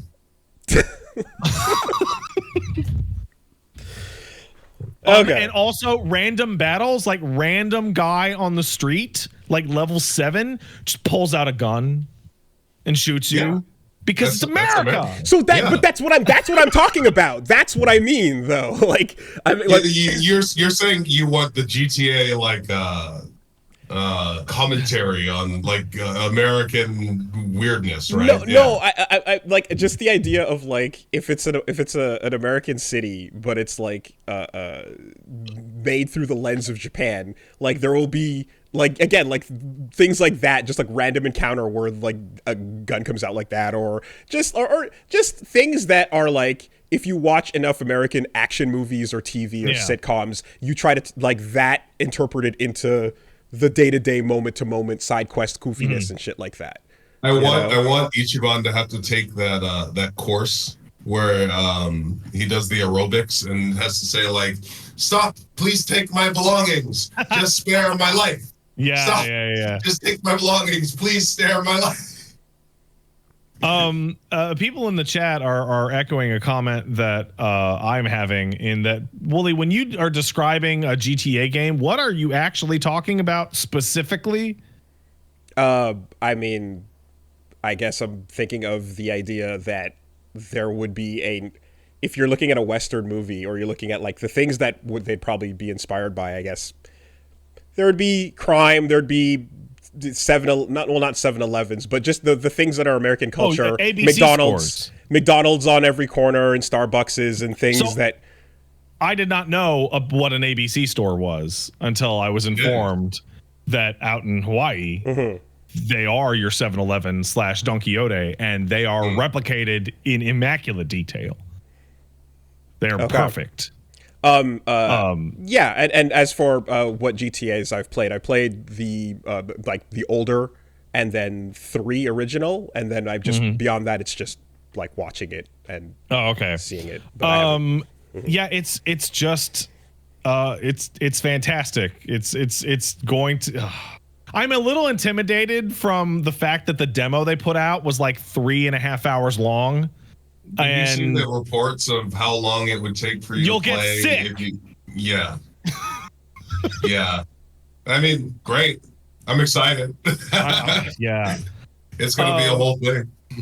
It's the big thing is, for anybody who actually played it mechanically, one of those weird things is that like in 7 you would do attacks and they would interact with the environment, but you couldn't move your guy.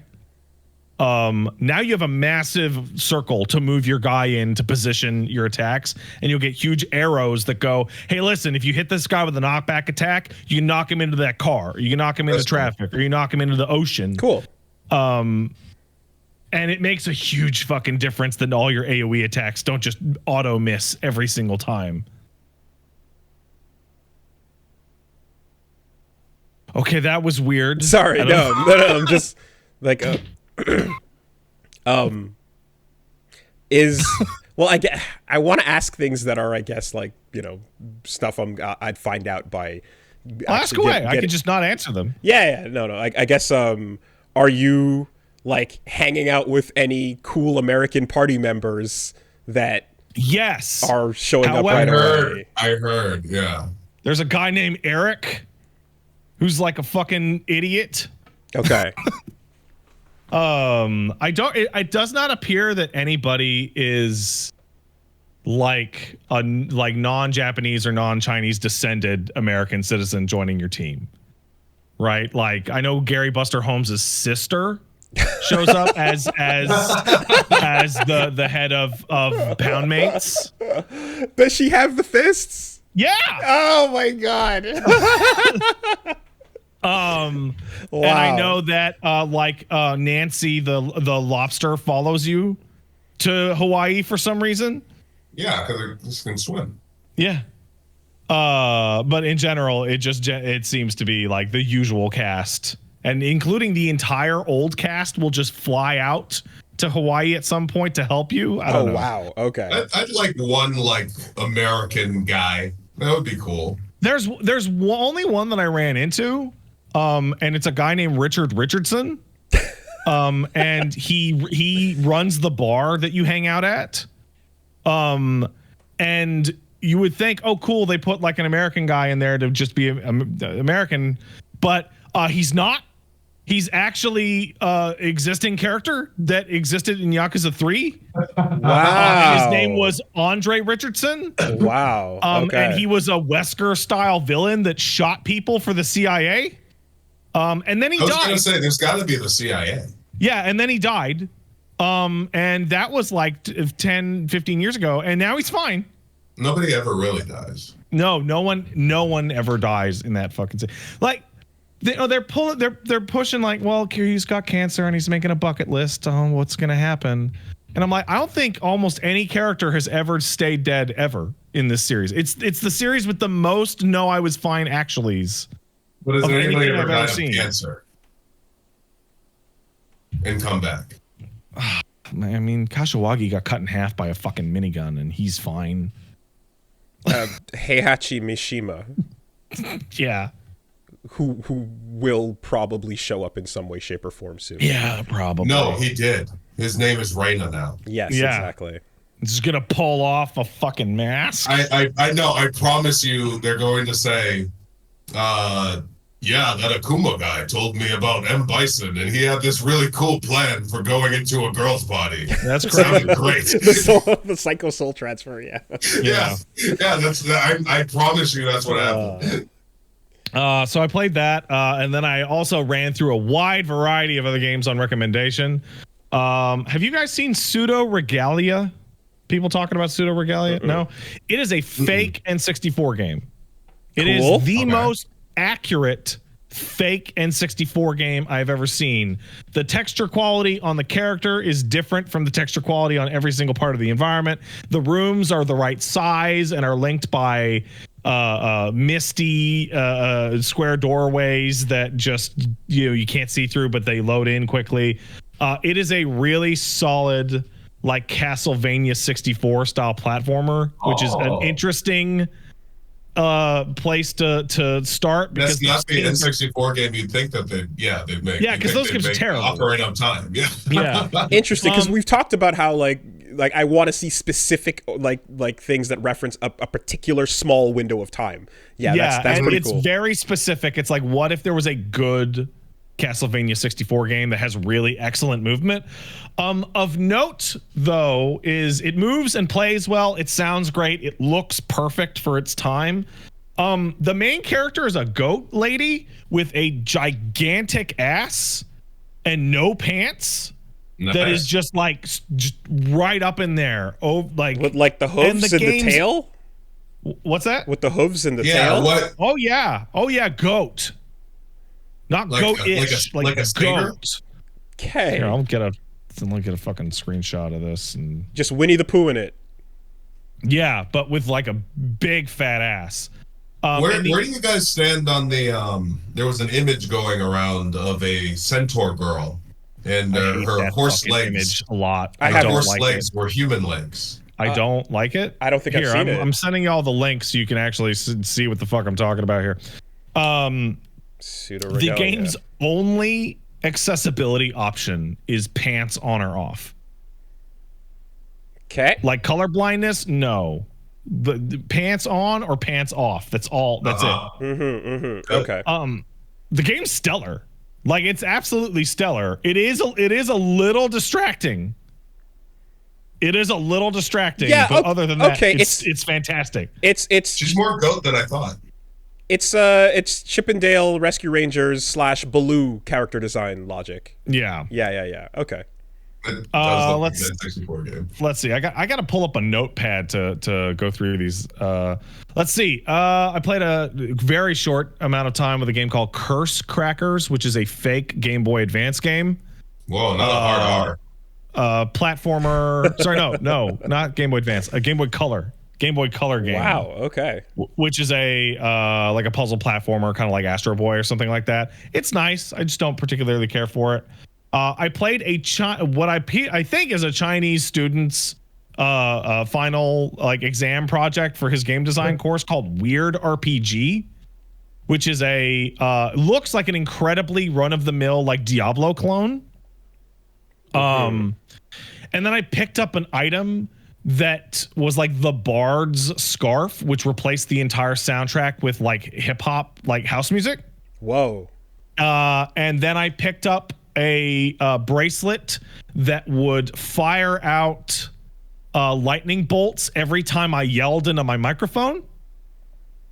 And then I was informed that there are items in that game that scale up or down in strength by how old your video card is.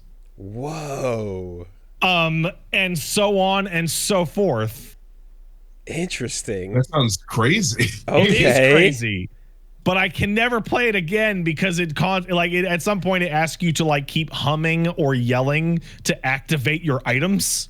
So, and I'm like, I got a little tiny baby. Huh. Yeah. We're tiptoeing around the house at all times when it's sleepy time. I cannot be risking going, every 2 seconds to fire off lightning bolts. That's a bit reminding me of you know Black Box, the iOS game. Have you ever heard of that? I do not know. It's basically it's a game. It's a puzzle game, and like it's very minimal interface, and like there's a bunch of checks, and when you look at each puzzle, it's showing you a part of the interface or something about your phone that you have to do, including like going into the settings, turning that's interesting. Recording, taking a picture, like all different types of things that are outside of the game that you do to then solve the puzzle inside the game. It's very unique. It's using the platform as like this is very similar. So I didn't get that far, but somebody in my chat who had recommended it was explaining that like there are items that will get multiplicatively stronger the lower your frame rate is. just wow. Okay. Just all sorts of stupid zany shit, which is appropriate considering it's called Weird RPG. And it has just the perfect machine translated Chinese language English, in which it's like I understand. Mostly, yeah. Like you go into the options and it asks you if you want your VSync open or closed. Like, and I'm like, I can figure that out, but I don't think that's correct to do. The reason why this has to be a student's project is because if this was an official release, what do you put under minimum requirements? Well, I mean, it is an official release. I mean, you can buy it on Steam right now. Okay. That's just my gut feeling. Is it feels like a game jam idea. Wild. I played a game called Jimmy and the Pulsating Blob, which is fine. You play it and you're like, is this a game that somebody made similar to Earthbound because they were depressed? And then you play it for half an hour and you're like, it is. That's what it is. It's. I got to a part where the main character's superpower is empathy. And I alt F4'd and I was like, I'm done with this. I can't. No, no thanks. Earthbound feels like it definitely like inspired a lot of people to like make Earthbound likes, you know, years later. Be depressed. And it's definitely its own genre at this point. And I think I'm not sure but I heard that like the creator had an interview where he kind of described that like he wants to encourage that in a way, like people to kind of make their own Earthbound like stories. So I think it also like there's like an official push towards that type of thing. Yeah. Interesting. Let's see. I played a game called Song of Conquest, which is made by a developer I really like called Coffee Stain, who do the Satisfactory games. I feel stupid because they're like, it's just like Heroes of Might and Magic. Don't you remember those games? And I went, no, actually, I never played Heroes of Might and Magic. And I got in there and started playing it and was like, wow, this seems like a really excellent send up that's really cool and interesting and graphically interesting. It's a homage to Heroes of Might and Magic, which apparently I hate. I have no nostalgia for this product. I have oh, cool. I guess I would have hated those games in the past. Oops. I think like my friend had it on his computer and I tried it for a little bit, but I don't think I ever spent much time.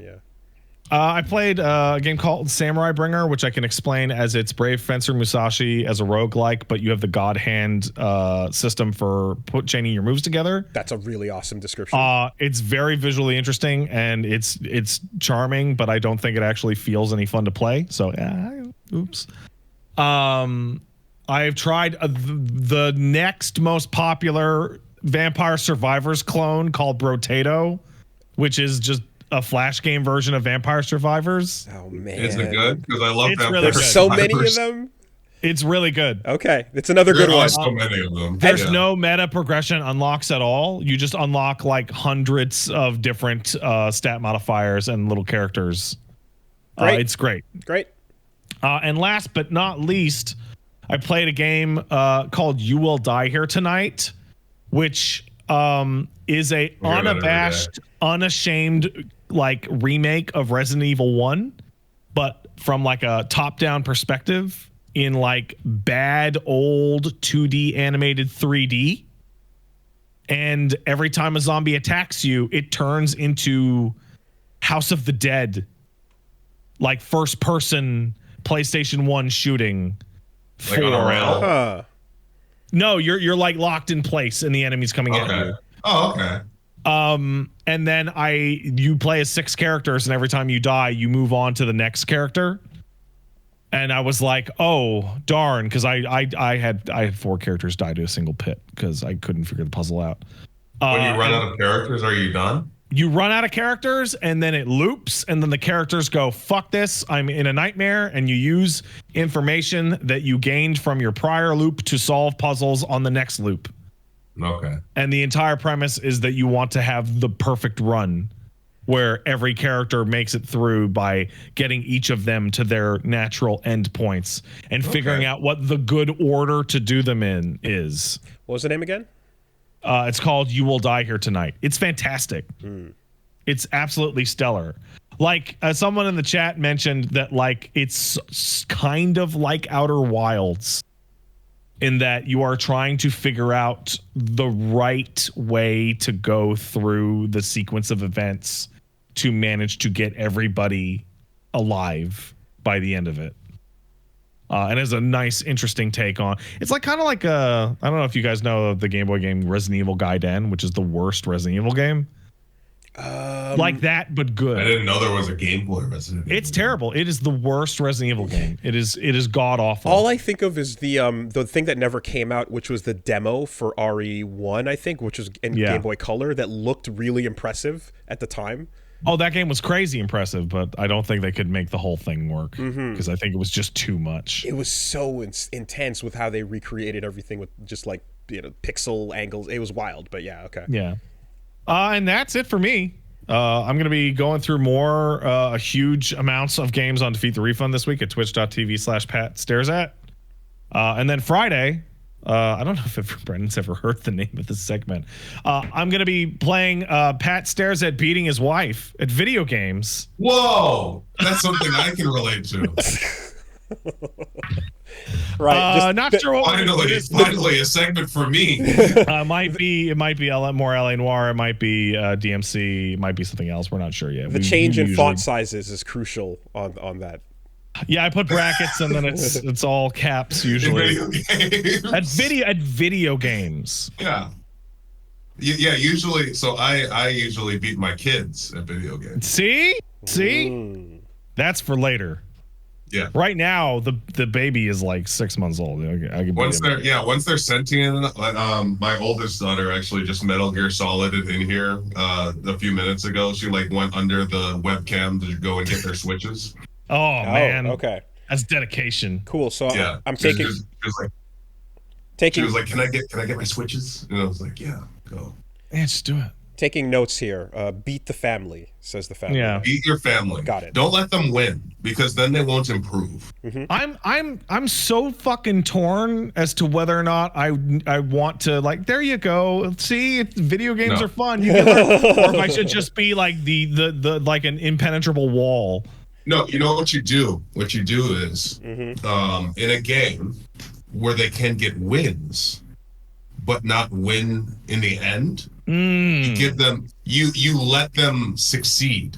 You got some good hits in there, but you always beat them. Yeah, okay. Be the tutorial and the asylum demon at the same time. Yes. This is it. You don't want them to get frustrated and give up and never play again, but you give them enough. And then you take them to the volcano and you throw them in. There's a Star Trek episode from TNG about this, and it's like, and then when they get good enough, you just start to cheat.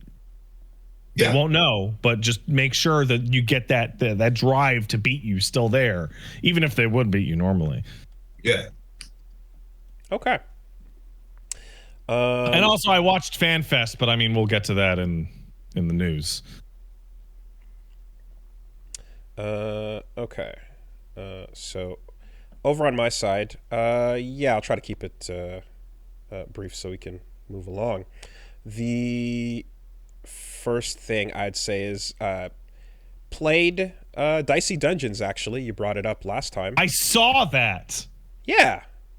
I was going through my Steam list like later that day, and it's like Wooly Versus has purchased Dicey Dungeons. I'm like, there we go. Yeah, I really like it. It's cute. It's fun. It's exactly as you described. So Brennan, basically, this game Dicey Dungeons it's a game where you you kind of go through a dungeon with like an RPG system where you roll dice first and then pick what the dice will apply to attack or defense or spells. I love that. It's like rolling for stats. It's like if you were a divination wizard. It's real fun and it's pretty cozy, cute style, very real simple too. I think in my head I was picturing something with like a much more like immersive, like somber tone to it, I guess, but I didn't think it would be an actual little dice avatar moving around like going Oh yeah, it's adorable. It's very cute. And then something really fun about it too as well is that you constantly are picking up new equipment, spells, items, etc. So even though you have multiple characters and they have different play styles of how to use the dice that you roll to attack or defend, you get so much different equipment and you can spin it all out because it essentially is represented by, like 6 cards that you can choose from that, it feels fresh from level to level, so just I unlocked, I think, the first like 5 characters and then played the second or so chapter with 1 or 2 of them. And each one is really, really unique. And like some of the more complicated characters are very interesting because it's like we have left the concept of rolling dice behind entirely. Now we're getting into like almost like pick the number you want, and then there are downsides to what you choose. So you're just gambling. There's different ways of gambling. Yeah, there's like the robot character where instead of even rolling dice and picking what to apply to, you choose a there's like a threshold that'll be like say like up to 13, and you can always request more dice, and once you go over 13, all your attacks and defense disappears. But as long as you stay under that threshold, you're playing blackjack. yeah, essentially trying not to bust 100%, right? And then you get like little modifiers that are like, increase your threshold or bring it down to a certain number. And when you land right on blackjack, you get bonus attacks and, like lots of little fun stuff. So they really, they felt it out quite a bit. And I'll check that out because I freaking love dice. Yeah. I like rolling dice. I like having dice. If you ever see me in real life and you give me dice, I'll do anything for you. Even though I haven't played like D&D in a while, I've bought some like sets of dice just because like the feel is really nice of like a good D20 and stuff like that. It feels great. Yeah. For sure. A good heavy one.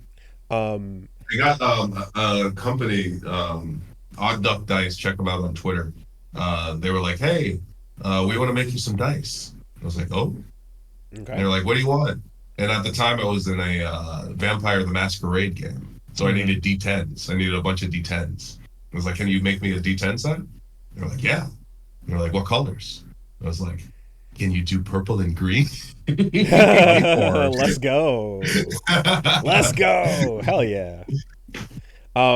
So it's really fun. There's a mage or like a witch rather, where like each number you roll corresponds to a specific spell they can do. So it's pretty dope. Music is a lot of fun too. Music is really good in it. It's really good. It's bumping. It's popping. The other thing that it's not immediately apparent, but like so there's 6 characters and they each have 6 episodes, but each of the episodes is not just a harder like gauntlet. They are wildly different rule sets. Yes.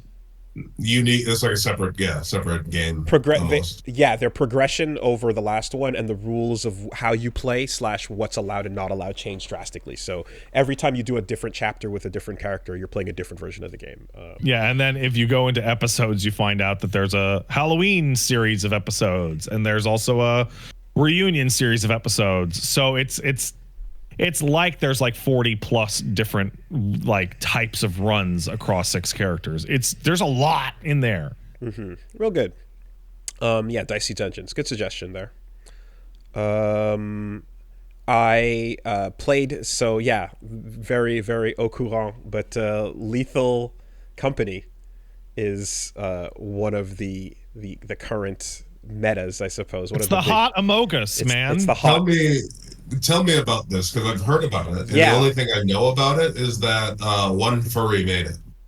So it is again. It's a lot of fun, and it is. I would call it like the perfect fusion of Among Us and Phasmophobia. Okay. Right, where you are working as a group, and your job is essentially you're dropped onto a randomized planet, go into mostly just you walk into usually like a warehouse that is and I'm sure there's other stuff too that like I didn't get to see, but just from this initial impression, you go into like a warehouse where you're scavenging for scrap, and the goal is to kind of get that scrap out and back to the ship before time runs out, and you're gonna run into bullshit that's trying to get you, and you have to work together as best you can, unless you don't want to, you know. And there's all sorts of like ways to fuck with each other, or you know, deliberately do things, but for the most part, you're trying to like pick up, you know, maybe a very limited inventory of items and bring them all back, trade them in. And then when you get currency, you can buy, you know, like maybe a walkie-talkie that'll let you like talk to each other from anywhere, and all these other types of utilities. The main thing about like the phasmophobia element to it. Yeah, the main thing about it that's a lot of fun, and again, the main reason why I think it's getting so much play is because you use the in-game chat function, so it's all proxy talk. Right. And it's very good, very well made proxy talk. It is. It's put through filters, so you sound like you're talking through a through the ship, through the microphone of your suit, or if you're talking to someone in the ship, you get all that there. And things will happen where like one of the best moments was just like off in the distance. Esteban, the dude who I was playing with, was just like, I hear, oh shit. And we're like, what? And that's it, right? So you're not quite sure when like things happen, when someone suddenly stops responding. If things if someone is gone, they're just gone, you know. And for the rest of the round, they're basically in the afterlife, and they can spectate what's going on. But you immediately lose contact with everybody. And that leads to a lot of hilarious hijinks and moments. It's not always the monster that is out to get you. Like if you see a monster or a creature and you don't know how it works, like you can scan it and try to figure it out. And again, phasmophobia, like the more you scan and learn, the better equipped you are to deal with it. Sometimes it'll be like, this thing is like, it'll leave you alone as long as you don't stare at it. Whereas another thing is like the complete opposite of that, you know, and they all have their own little quirks and stuff. But yeah, and it's all kind of like in that, it's all kind of in this like this goofy tone where, you know, the company is just this insane, like I describe it as like Wayland Yutani Corp-esque vibe, but you get there and it's like even worse than that. Like it's not even really a company. It's just a thing. It's just this being. It's and you just kind of are like, all right, do what you can. Salvage, try not to die, and like everything is basically out to get you, and it gets progressively harder with the weather conditions and all that stuff, you know. So yeah, lots of fun there, and I get it. It's just the ability to like hear someone run past you into the distance as their voice goes, ah, you know, and then like, what are they running from? What's going on? Oh fuck, you know. Oh, I lost communication. No, I'll never know. Yeah, extremely. That's a fun thing to play with. Is like communication as like a game mechanic is really neat. I also then finished FF9. Ooh. Hey. Yeah, that's another one down. So I've basically been Are you going through all of them that you have not finished? Is that not all of them, but I just wanted to go through a couple of them that I hear are really good. And that I wanted to figure out like what the deal is, right? A lot of people talked a lot about FF6, so I went back and I went through it for the first time not too long ago. And then the next one up, what I hear a lot of good things about, was 9. And in the middle of that, 16 came out, so we detoured from 16, finished it, and then came back to 9, and now I just wrapped that up as well. That's a real fun game. I really like. Yeah, I can definitely see how these two in particular, 6 and 9 are in particular, like I'm seeing the things that like people love about it. The cast is very just fun to hang out with. When you have a good party, you know, like you can just go as many adventures and discs and do whatever you want, like time wise, because hanging out with them is a lot of fun. I love six. I love six a lot. 6 hit, man. I definitely walked away going like, I fucking get it. Now, I did play the Pixel remaster, so for the improvements that were made there, I do know that it was a smoother experience. The game was 20 fucking years old at that point. I think that's more than fair. Yeah, that's fair. I've been told by a couple people that they're like, Willie, just remember you didn't play the original experience, you know. So I'm like, yeah, no, fair enough. Right? Yeah, minor. But yeah, like in this particular case, like it's now loud and clear why the main thing anyone talks about is Vivi. Vivi is just the best. What a character. He's the star, man. Yeah. And like he's the star and like, you know, just every time we go to find out a little bit more about him or he does something or stuff, it's just like, what a fucking I just wish all the good things for Vivi. You know, you just want like, man, like what a just great taking the themes of the game and like embodying them in a really strong way. And so like that's kind of to the point where there's I mean, yeah, I'll try to I'll talk around it just in case anyone is going to go through FF9, but like there's points where like learning about Vivi's story and how he handles the like horrible things in life and stuff are just like so endearing. And you get to watch the stark contrast of like of your main character going through similar things, and I'm like waiting for Zidane to just please relate to Vivi, please just acknowledge him, you know. And it took a while. Go ahead.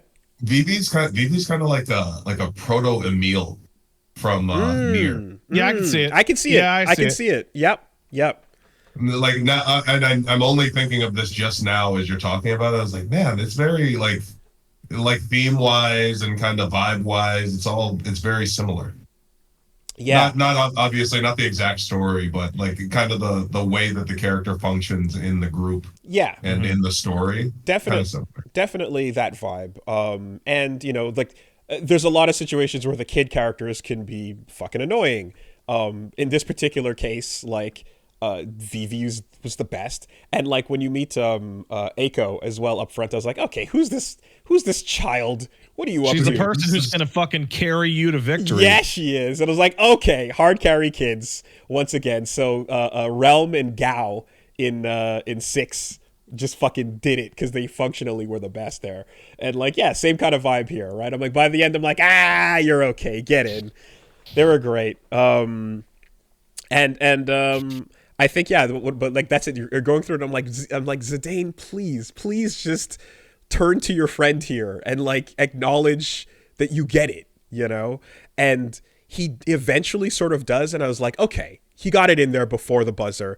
I wish he had a little bit more to say to him, you know, towards the end of the game and all. But it definitely feels like the everything about like Vivi's tale is like the most elaborated on. It's developed in a really good way, and Garnet's as well. I also, looking back at it too, like there's a bunch of shit where you're like, yep, mechanically, someone was on meth designing Tetramaster. I don't know what the fuck happened, as we've talked about. It intentionally obscures rules for you, and there's no way to actually dig them out of the fucking game. You just have to intuit it out of nothing. How do we one-up Triple Triad? We can't, is the answer. End of story. It's just the card game is deep, says the game. And I'm convinced people in FF9 also don't know how to play Tetramaster. There's also a bunch of it that is like pretty fucking dated for sure. Like some of the obtuseness of some of the puzzles, some of the obtuseness of the systems and things that you have to kind of figure out to, you know, unlock extra scenes and stuff. There's a lot of like admissible content that's very just like, yeah, you'd have no way of knowing. And a lot of that has been kind of relegated to people going, yeah, buy the guide, idiot. You know, that was just kind of the era at the time. FF9 came out alongside like this very specific era of the guidebook shit becoming like mandatory, like integrating into the game in a really bad way. It was part of the game, yeah. And I think too that like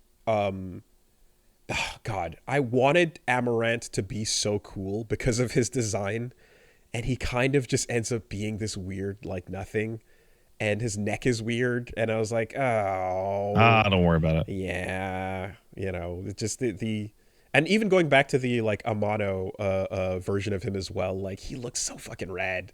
I don't know what the fuck happened in the transition to 3D there, but he ends up being kind of weird. And there's a lot of the characters too where I was kind of hoping I'm like, a little like one or two more scenes with them focused on their individual, like, bits would have been wonderful. Like, Steiner is a really good character who like he takes so long to, like, come around in the game because he's so duty bound, and you're like, he has to go through these, has like, how many moments of, dude, wake up, do you have to kind of get through?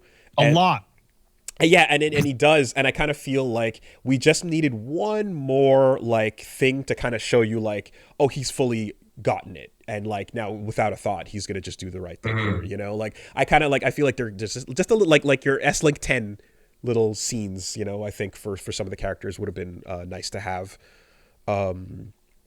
But yeah, overall a very just a fun, charming world, and it's very clear too that a lot of it is send ups to FF1 that are going back now, like, I know that FF1 gets referenced a lot in a couple of different things, right? Well, it comes back in Strangers of Paradise and in 14, and in Dissidia and stuff have come out since. But if I'm not mistaken, I think maybe at the time 9 came out, this is one of the first times that 1 was being.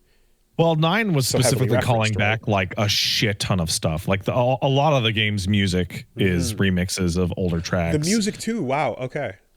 Like, there's a really the easiest example to be like, oh, that is just a direct rip, is that when you crash the airship into the forest at the very beginning of the game, the next scene has the fucking parade music from FF7 playing. Yeah, absolutely. They literally play the parade theme.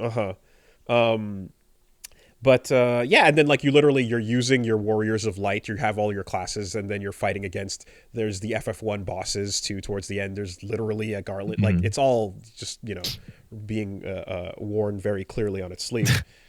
I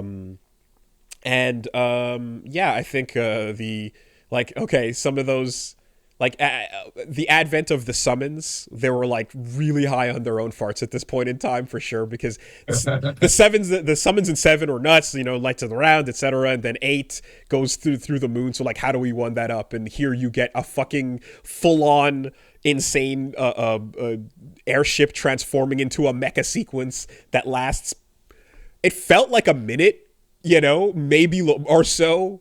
And then after the biggest ray from heaven insane beam charge transformation henshin sequence, it does like 6K. It's like, yeah, it was all right. Yeah. Decent. It just wanted to warm you up for the summons in 10. I feel like somebody really strongly agrees with you on that, because Arc became Cruise Chaser, and then Cruise Chaser got its comeuppance as a cool fucking thing much later in 14. On. Okay. It's rad as shit. It's super awesome. Seeing that unfold was like, oh yeah, that's the best summon in the game, easily. It just hit for less than the average move that Kina is going to make, because, Hey, speaking of summons and damage and whatnot, last week you're like, so, before I beat FF9, I'm going to check out those super bosses. And I went, I don't know, Wooly, some of those might be pretty tough. And you went, nah, it's good. And so I've been, like, watching your channel every day to be like, when's the fucking Ozma fucking thumbnail? Oh, there it is.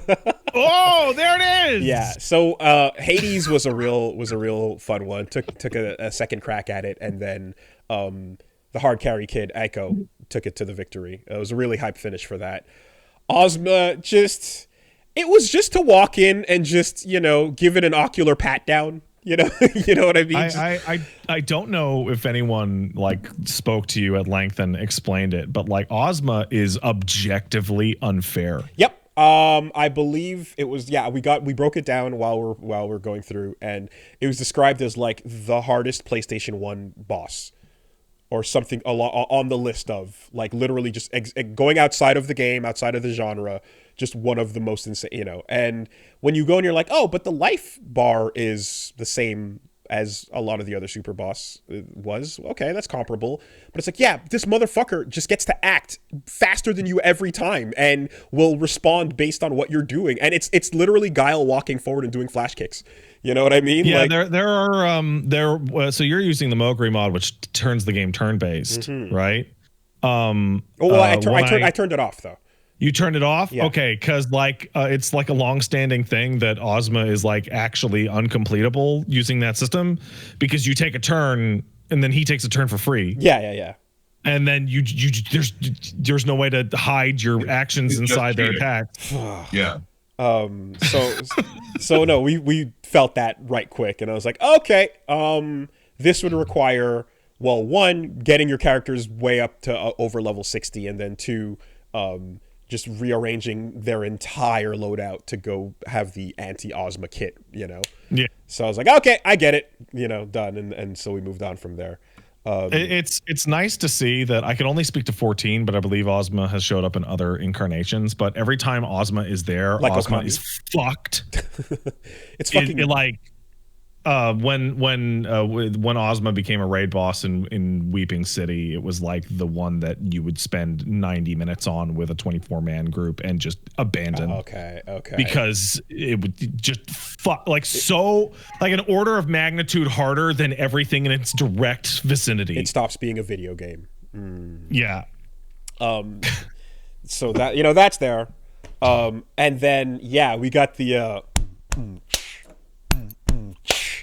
fucking Kuja theme is so solid. I fucking love it. Real strong boss music there. Kuja and the episode of Dragon Ball GT that is like that entire trance bit and stuff is it's cool. It's very simple. You know what I mean? There's nothing like I feel about the main plot line there that is like it's you know, it's simple for what it is. It's not that deep, but it's fine. And I think it's interesting that like there's times where you're seeing as much the time spent on like some serious moments and like things about like the you know, the origins and the history and the world and all that. Like sometimes there's equal amounts spent on frog bits with Kina, or like the Oglop king who cheated on his wife. You know, and it's like it dedicates equal amounts of time to like the goof as much as the actual plot and stuff. But it's charming. Yeah, it is. And in the end I was like, okay, I think I definitely get it. I can also see as well that if this was your first like RPG ever, or your first FF game ever, and you are perhaps 12 years old playing it, and you hit that "you're not alone" scene where the friends are kicking in to encourage you, you're going to pour everything, all of your emo heart into that moment and that character. The first time you experience that moment in whatever RPG this is always going to hit really well. Yeah. You're going to pour everything, you know? And that's what it is. I think like, it's made for you to be that age and relate to it on that level, which is where I think a lot of people go like, yeah, this is my favorite and it's the best because of that. I feel like 9 would be a really good first Final Fantasy if that was... it incorporates so much of the earlier ones that it's like kind of like a here's the essence. A celebration. Yeah, here's what Final Fantasy is about. Because Final Fantasy is weird in that obviously, you can not play some. You can play them in any order. It doesn't matter. And for the most part, everybody's started with a different one, depending on when you started playing it. I feel like 9 wasn't my first one. 10 was my first one. That's real different. Wow. Yeah. So I feel like it almost changes how you look at the series as a whole, because I had 10 first. And then there was 10-2, and that was completely different. So I was like, I don't even fully understand Final Fantasy at this point. I played FF1 first, so like I had the moment of like, the characters have names? Whoa! There are people whose first FF is currently going to be 16, right? Like, to talk about how different and wild interpretations are going to be. And of course, it wouldn't be FF, or would it, without Who the fuck is that guy at the last second? Who the fuck is that guy? I don't know. Kill it. Some god. Okay, fine. Yeah, all right. Moving on. Just last second. It's god time. Entity for entity's sake. There's no negotiating with it. It's weird. Know? Apparently, it was supposed to be Hades. Huh. Which, like, is the same and makes way more sense. But they kind of swerved it at the end for some reason.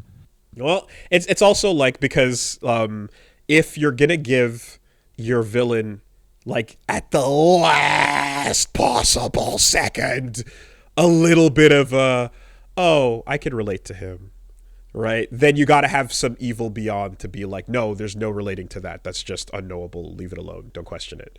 I mean, it's funny because we talked about Persona 3 earlier in the show, and Persona 3 does the absolute dead last second.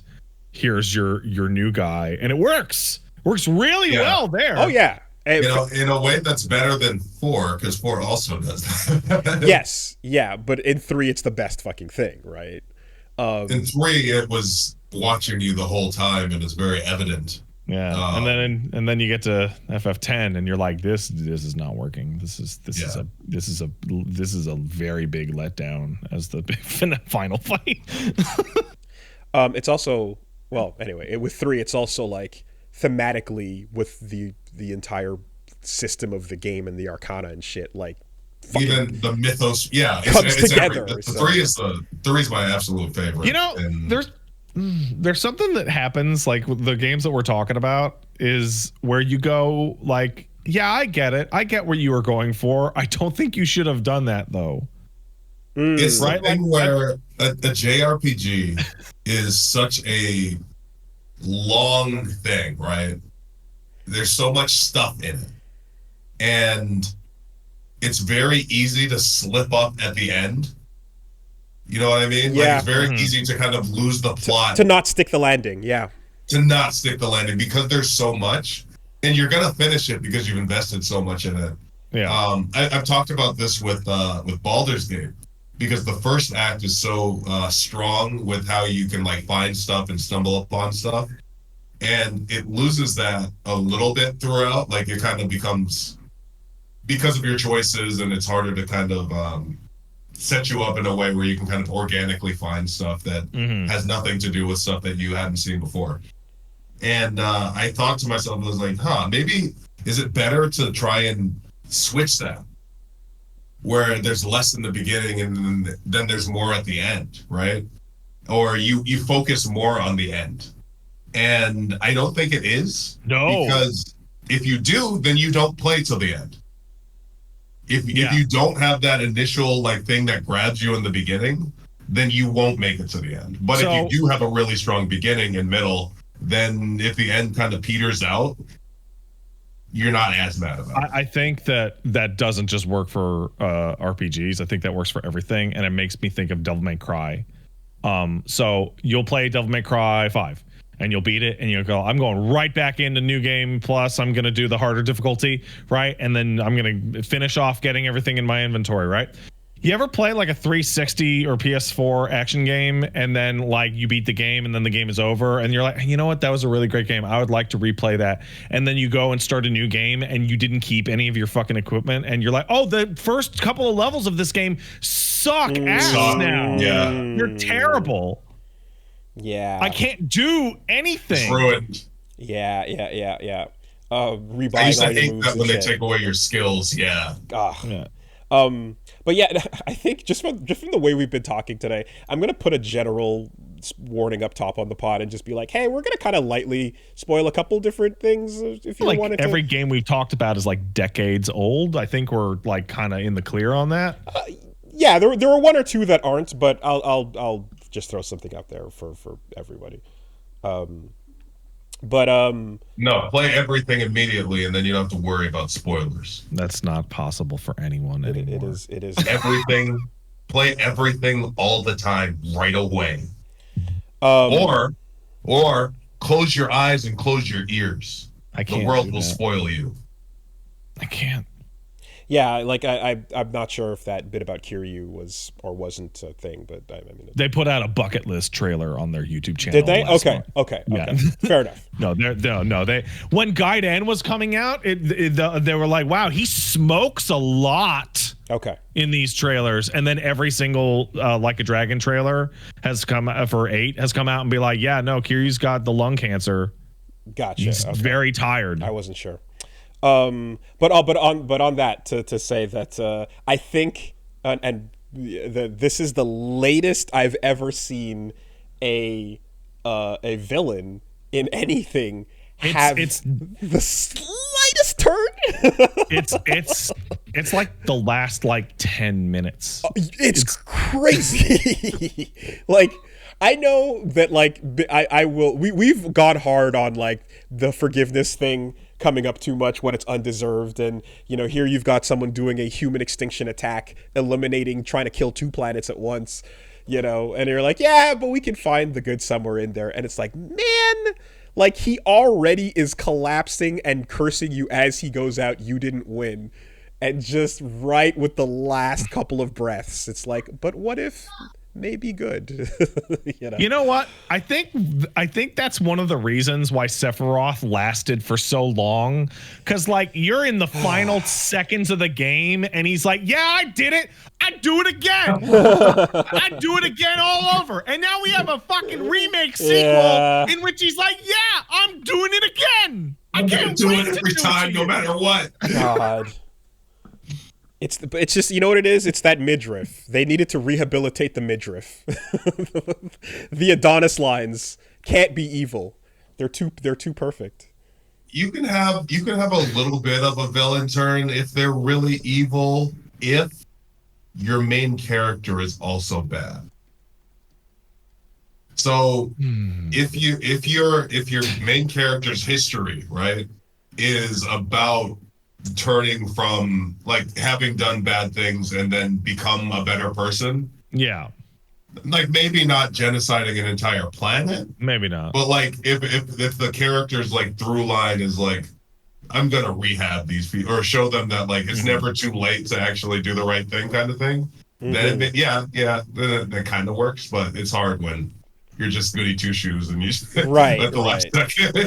Like, You I have think them it relate. actually, You have them relate. Yeah. I think it actually like kind of weirdly works in Devil May Cry, because it's like you get a moment where this is the subtext that I've pulled out of it. But Virgil's like, well, listen, Dante, I can't just eat ice cream all day and be depressed. I don't like ice cream. I have to fight things. Yeah. The whole like he was missing his brother during 2 bit is like, it would be nice if that became the real thing. It's pure fan canon, but it would be super sick if that was acknowledged at some point. Anyway. So yeah, that's gonna be wrapping up over on the channel soon. So we're gonna continue. I'm gonna play a couple like short things in between while we get ready to switch over to the next longer thing. So Yeah, it's a good time for it because there's a bunch of fucking long ass things coming out. yeah, I'm gonna do some interim stuff. So yeah, stay tuned over Wooly Versus on Twitch and on YouTube. And also we're gonna go back to Guilty Gear Strive. Test your luck. One of the strongest Guilty Gear players is gonna be popping over for next Saturday's Get Into Fighting Games as well. Yeah, I also so I also was like, I guess I've learned a little bit since last week about Godzilla -1. And I kind of just wanted to touch very briefly on that because I think some folks were misunderstanding a little bit. I saw people going like, is this Wooly calling for why is there no reference to 9/11 and turning red? And I was like, what the fuck is that? Oh my god, it was! That is what you were doing! And I was like, what is that?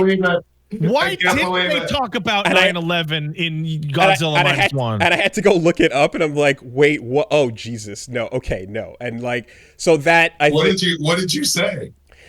So I think like just to kind of like I guess get where what I was trying to say was that like Oh man. when we were talking about I wasn't when we were talking about it and we're talking about like how self critical a story about Japan can get. And we ended up and we basically were talking about how like, oh yeah, like you're not going to see like any reference to some of the people that were on the receiving end of like how the wartime actions fucked up other countries and like you know, Right. you're not going to see like that level of it and you know like Nanking or things like that are you know not going to necessarily be part of that look. But I don't want want that to be misconstrued as like why weren't they cutting to that type of thing in the movie per se. So I guess just to try and like clarify this, I think that like the movie was excellent and this is probably the strongest self-criticism I've seen of Japan during the wartime in like a mainstream Japanese movie.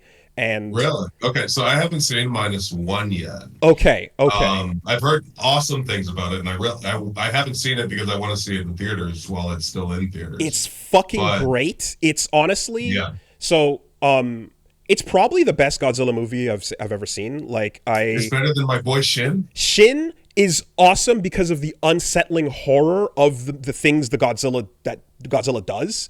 That's the design of Shin is so fucking incredible, and that's the best. But like beyond that aspect, this is just incredible. I heard the human level of -1 is very good, and it's kind of like a return to like the original Godzilla form, where Godzilla is this horrible bad guy. Yeah, it is Godzilla versus like you know like Japan at its lowest point, right? It's just there's no other monster that shows up necessarily for him to deal with. So yeah, Wooly, if you want to call it cope, then I'm just like I just want to kind of clarify I think something I've learned that is interesting. But the reason why I was thinking that is essentially because I think the movie does a really good job of like criticizing the shitty government at the time that they had during the World War II era, and like it gives you the main character who's got like a struggle that like represents what the nation is going through, right? And you kind of get to follow through the regular citizens who are like being initially callous about things like kamikaze, you know, and the main character and such, and then they over the course of the movie they become more human about that stuff, right? Because that particular time, you're especially with them dealing with loss, is a lot that they're going through, and they lash out in this way. So you can establish a lot of that. They really set it up really well that like the average citizen was fucked over by the imperial mentality at the time. It does an incredible job going into that. What led to what I was kind of trying to get at, and admittedly, I think if I can put my thoughts out there and formulate them, I can probably communicate better. But the reason why I was like wondering about what I brought up was because like there's essentially a scene where former admirals and officers of the army are among the average citizens who are like fighting back to try and figure out what to do about Godzilla.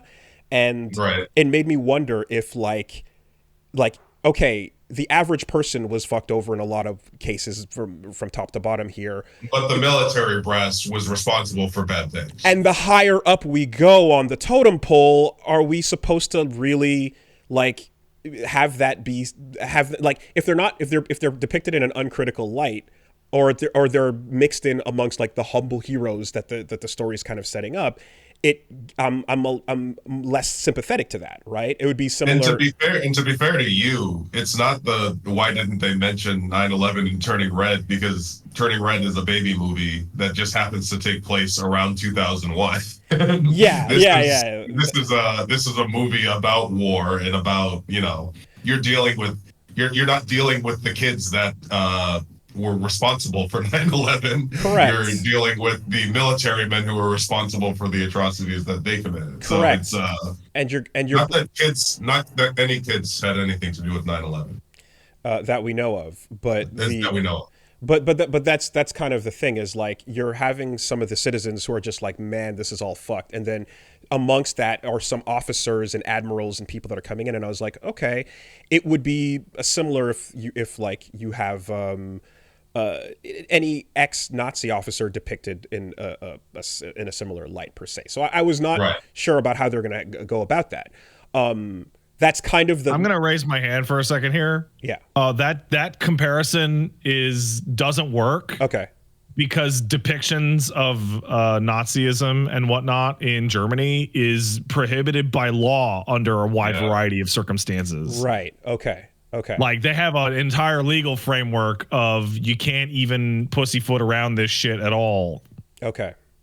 But that's kind of like where the thought was coming from, essentially, was like the further away you are from the boots on the ground in these situations, the less sympathetic I'm going to be towards you and the decisions you made, especially if you're amongst the decision makers and if those people are included with those that you're ostensibly rooting for.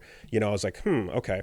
But what I've since learned, and again, I feel like just to clarify, like that's it does a pretty good, incredible job of like looking at themselves internally in the movie.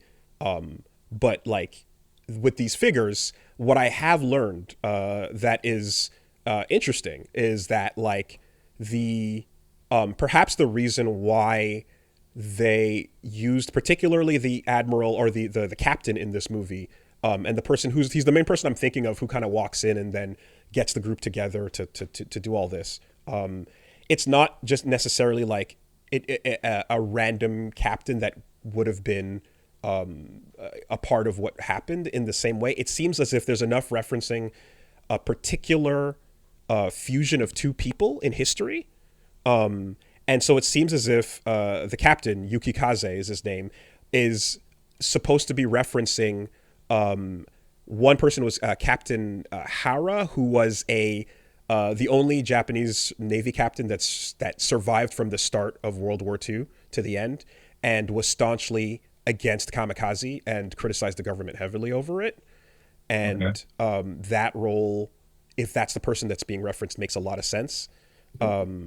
And there's another point too where there's an actual ship called the Yukikaze, and there's a moment in real life where the captain of that ship does a salute to the Johnston at the Battle of Samara, which is something else that happened referentially in World War II. And so there's basically a fusion of these two characters that are being represented in this movie. So the person they picked was not necessarily just the same as grabbing someone that would have been like just as guilty and just as bad in that way. It's more so that like this is a reference to someone that possibly, I'm not 100% certain on this. It's meant to be somebody who was not abstaining, but or at the very against. I guess at the very least pushing against. One of the, now admittedly the person who did the saluting, from taking a look, you go to that Wikipedia and there is a section that does have a war crimes category, for Captain Terauchi. Your hand is up. Yeah. I just want to say that I think the entire this entire conversation is fairly absurd. Okay. Like we had a one sentence version of this conversation when we started it last week, in which you said, "Are they going to delve into that?" And I went, "No, of course not." Mm-hmm. It's like a movie that is based around one of the most tragic times in a nation's history, in which they were getting fucked every single which way, and in the midst of human tragedy, is not going to take asides and scene cuts and mentions of, but our country also did all that heinous shit to confuse the audience into feeling of two ways about it. It's like we were in a really bad place, and then could you imagine if Godzilla attacked? But if you included any of the shit you're talking about, the half of the audience would go, "Yeah, it was good Godzilla attacked. Yeah, okay. Yeah, right. And I think don't ever want to justify Godzilla. I think like in like though just it I just don't want people to think that I'm like why 9/11 turning red. I feel like that's not, I want to just clarify that's not what I was getting at, but I get what you're trying to say. You weren't implying. and in that I mean I honestly, so just because I learned about what was happening referentially there, and I was like, oh yeah, I'm sure if you know what some of these specific references and things that they're going for here are. A lot of these points make a lot more sense when the movie delivers them to you. Sorry if this is long-winded and, so on, but I guess I don't mean to cut you off, but okay. I am required elsewhere okay. right now. That's about it. Be right back. No problem. I was just about done. So, all right, BRB.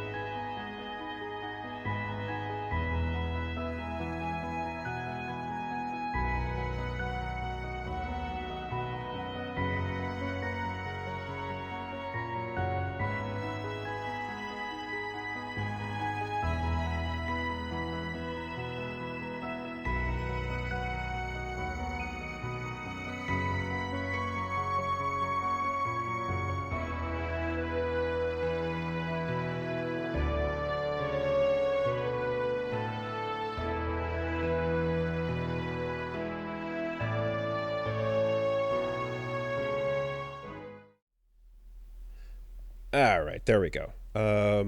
Yeah. So anyway, that's pretty much all I was gonna say on it. And if you still think my take is shit, that's totally fair. I just thought clarifying on some of the important historical context that I didn't know was worth bringing up based on the last discussion. So that's pretty much it. Understandable. On that note, let's take a word from our sponsors. What better way to transition out of talking about World War II than to go into... You know, I have a hot take before you get into your sponsors. Let's hit it. Before is good. I prefer that we don't have another world war. Okay. Let's cope. I hear that, but also the fucking money, though. Bro, have you seen the zeros? Like, what are we talking about here, man? We got a business to run. Yeah, no, that's a good point. And also, you could galvanize a generation again. It's been a while since a generation has been galvanized Right? by a giant war. Did you mean vaporize? No, galvanize. God. Vaporizing will lead to the galvanization. I see. The survivors will be stronger. There are so many zeros on this check, you don't even understand. All right. Quick word from our sponsors, who we will not have for long. Hey! This week, Castle Super Beast is sponsored by ExpressVPN. All right, let's see. What is it? What do we got? What do we got? Going online without ExpressVPN is like using your smartphone without a protective case. Most of the time, you'll probably be fine, but all it takes is one accidental drop onto solid concrete to make you wish you had protected yourself. All right, fair. That was a little mild. I mean, that's definitely not the wildest copy they've sent us. Certainly about not. Protecting your stuff. But the point is made, you know. And as someone who usually flies without a case on my phone, I did. What are you, crazy? No, he's not. I like to live dangerously. I like to just but live by the seat of my pants, enjoy the edge, you know. But I recently did put a case on because I needed to like click with the battery that I have so that the magnet works. So now I'm like, damn, I have to put that on. ExpressVPN says wrap it up, man. Well, look, the point is this. Wrapping it up is important. That's the analogy. Wrap your shit up to keep it safe, right? Right. And unlike conventional wrapping it up, using ExpressVPN will not take away all the feeling. Do you need to feel the encryption bumps to Oh man, I love ExpressVPN. The guy who looks at these ads is so cool.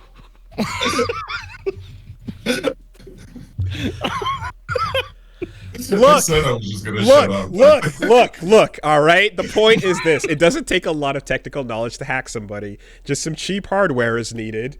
A smart 12-year-old could do it. Or someone in a hotel room with an Amazon Fire Stick and a keyboard and mouse. Covered that. Yeah, you can do anything with technology. It's crazy. Don't do it. Your data's valuable. Hackers can make up to $1,000 per person selling your personal info on the dark web.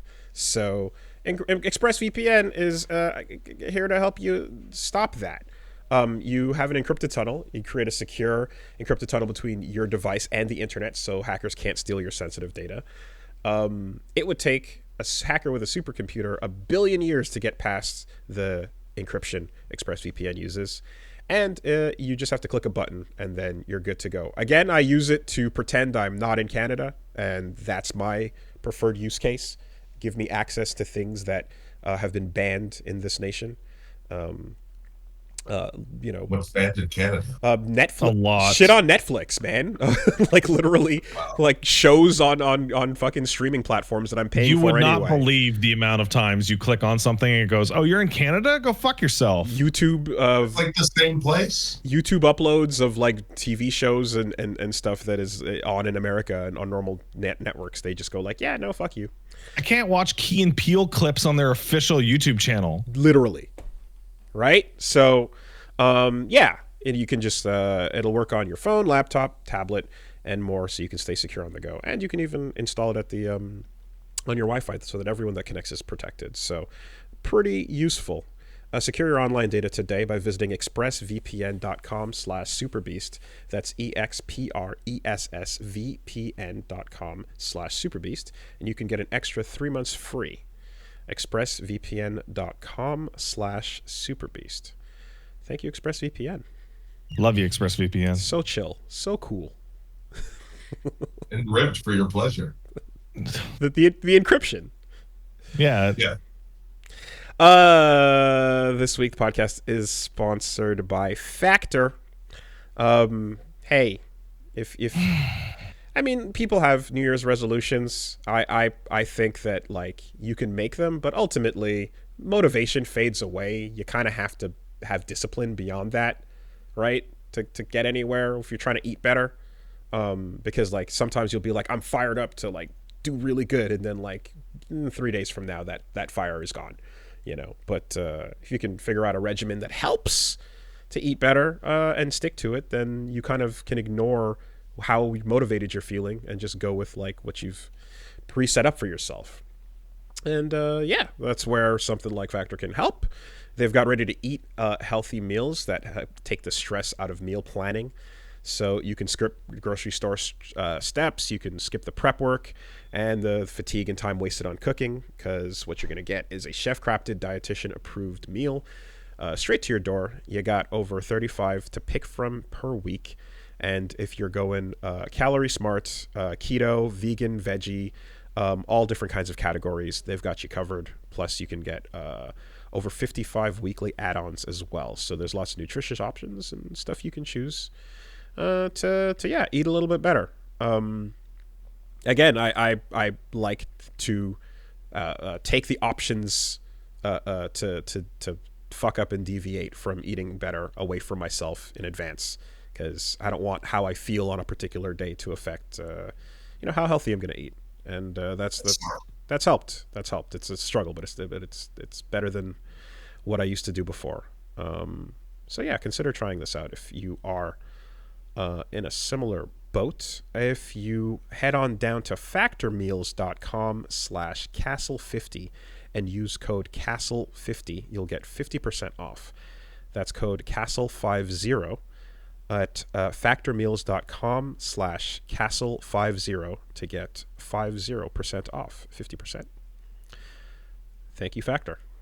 Thanks, Factor. This week, the podcast is sponsored by Magic Spoon.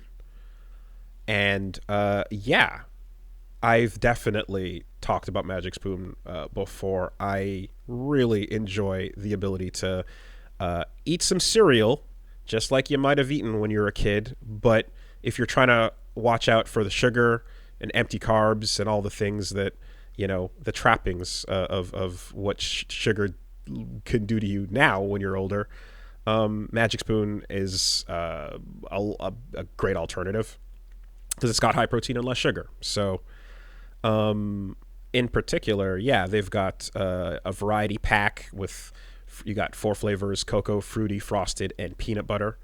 Frosted and peanut butter were pretty fucking good. And again, I got old enough that I'm like, yeah, it's time for me to just give up on cereal. It's going to be a bad idea from now on. But Magic Spoon in particular has 0 grams of sugar, 13 to 14 grams of protein, and 4 to 5 grams of net carbs. So only 140 calories per serving. That's pretty sick. Ideal. I'm currently counting out and keeping track of my intakes. So this is the type of thing that is like, yo, you can enjoy the taste of cereal and not feel the guilt. And yeah, I always have been a fan of the frosted and peanut butter cereals in particular. So those are the go-tos I'd recommend. You can go to magicspoon.com/superbeast to grab a variety pack and try it today. Be sure to use promo code SUPERBEAST at checkout, and you'll save $5 off your order.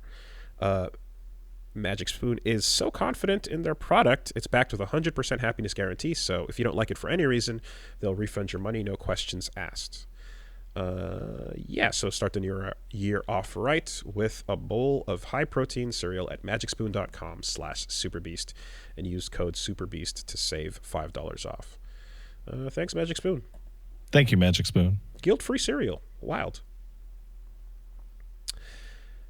And last but not least, the podcast is sponsored by Henson Shaving. So we've talked about them before as well. If you are not in the loop, so Henson Shaving is a family-owned aerospace parts manufacturer that's made parts for the International Space Station and the Mars rover. And now they're also making razors and bringing that engineering to precision shaving experience. So that sounds like the kind of people I would trust to cut the hair on my face if you can handle doing those other things. Pretty impressive. Okay, razor blades are like diving boards.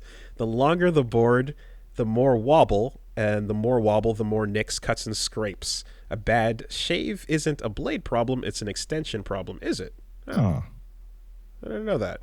Okay. I didn't know that either. Yeah. So by using aerospace-grade CNC machines, Henson makes metal razors that extend 0.0013 inches, which is less than the thickness of a human hair, which means it stays secure and stable with a vibration-free blade. That's pretty impressive. Okay, that's the type of shit I'm talking about. There you go. You put that knowledge to work out in space and good things. Yeah, that is a pretty cool detail, and that would explain it. When I tried it out, it worked really good, solid with the pack they sent, and I appreciate the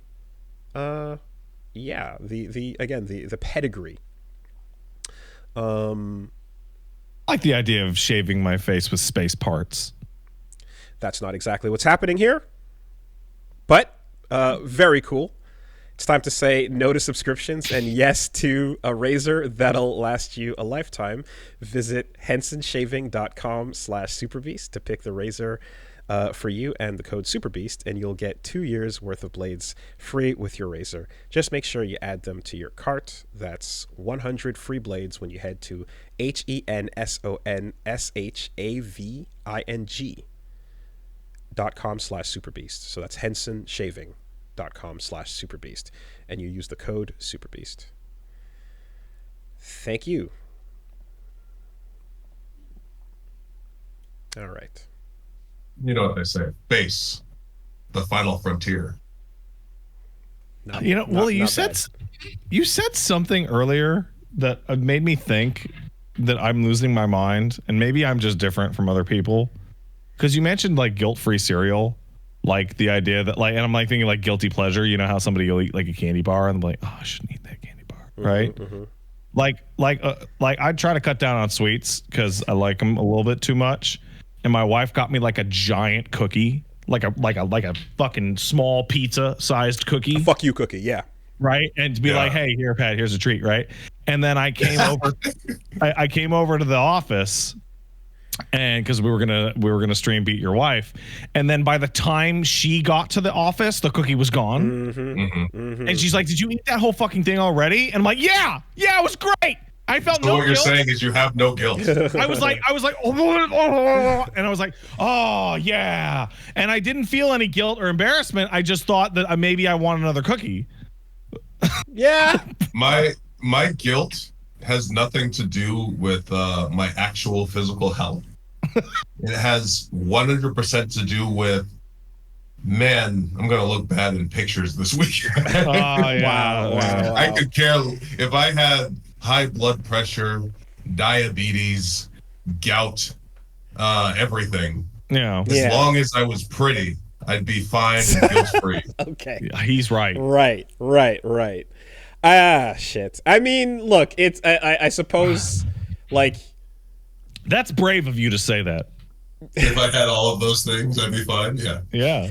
I mean, look, thankfully, the crisis averted on my end, but if I ate a fuck you big cookie and then I felt a toe tingle, Yeah. That's not that the guilt is a little more real when you're like, oh well, no, that's not guilt, man. That's fear. Yeah. You got to conquer that fear. Right. You can overcome that. Yeah, that dude. This is the mentality that allowed me to give myself frozen shoulder, getting all the boat quests in Assassin's Creed Black Flag. Gotcha. Okay. I have just received a message from my wife that says, "I hate that you have perfect blood sugar." So, go gentle into that good night, actually, says Pat. Just fuck raging against the dying of the light. Just go right in. It's comfy. Just so embrace like when it's cool. when I don't know if I've told the story, but when Paige was pregnant, she got a minor case of gestational diabetes. Yeah, which is that the baby is fucking up your sugar your insulin. So she got the stick, right, to test, right. And so, like, we decided to test me because I was available, right? And, like, I have made a multitude of bad eating decisions over my life and like, I think I had, like, a fucking Frosty from Wendy's. And then we tested it, the blood sugars. And it came back, like, perfect. And she's just sitting there, and she didn't even have her own diabetes. Like, it was gifted to her. Fucking. And she's like, this is bullshit. I'm like, oh, yeah. Bro. Yeah, it's terrible. Skill issue, says Pat. This last year, I was slightly concerned because I'm 32 now. I felt like I was a little bit lower energy, right? Like I felt like I wasn't getting as much out of my workouts as I was normally getting. Yeah. And I was feeling kind of like, is my testosterone low? Should I look into that? Mm-hmm. So I went to a clinic and they took my blood, and they said, this is the best blood we've ever seen. You don't need anything. You don't need shit. The problem was I was a little deficient in vitamin D because I'm black. Yeah. That's a thing. And I was also depressed because I wasn't working. So that was why my energy was low. But my blood, for any vampires out there, if you want like the primo stuff, like the Wagyu steak of blood, it's me apparently. Huh. So you went to the doctor and he's like, dude, you're a specimen. Just go outside and take a fucking walk. Well, that's the problem. That's the problem is black people. We are built to deflect the sun. Correct. Yes. So we covered this last week. The two ends of the spectrum are pale people who wear sunblock to go outside. That would be me. And black people who don't need sunblock because their skin blocks out the sun. Yeah. Because of your allegiance with the plants. Yeah, that's correct. Yeah. Yes.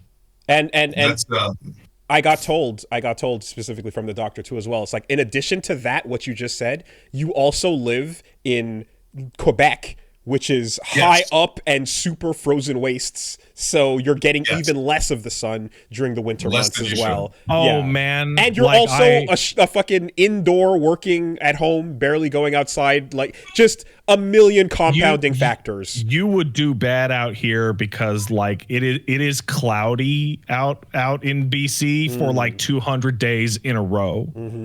Like it is just, it's kind of gray. I love it because it means I get to go outside without being hurt by God. but for you folk, like, you'd probably have to take a vitamin D supplement if you lived out in BC. I mean, so you know, I do take a supplement, just to make sure, and I live in Orlando and sunny most of the year, but no, you need it. And it changes everything like immediately.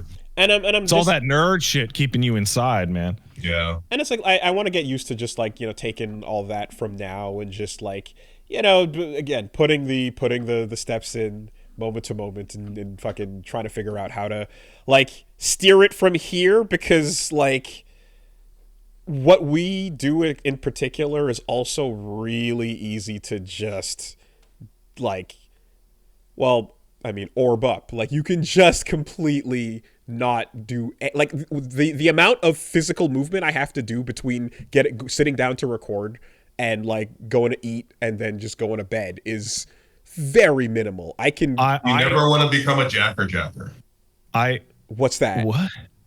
In the near cyberpunk future, when you're able to simply put on your VR headset and get your socialization from VR chat. Yes, okay. And then you can just sit in a corner in your room with your VR set. Yes. In a bed. Yep. And all you got to do is jack in and jack off. You don't want to be that. Oh yeah. Right. Okay. You don't want to be a jacker. Right. You know, this is going to sound very strange, because I'm orbing up a little bit. I've been orb, right? I'm gonna fucking count it as a win that I've maintained what I got going on over here, despite sitting at a desk every single day and then going home and sitting on my couch.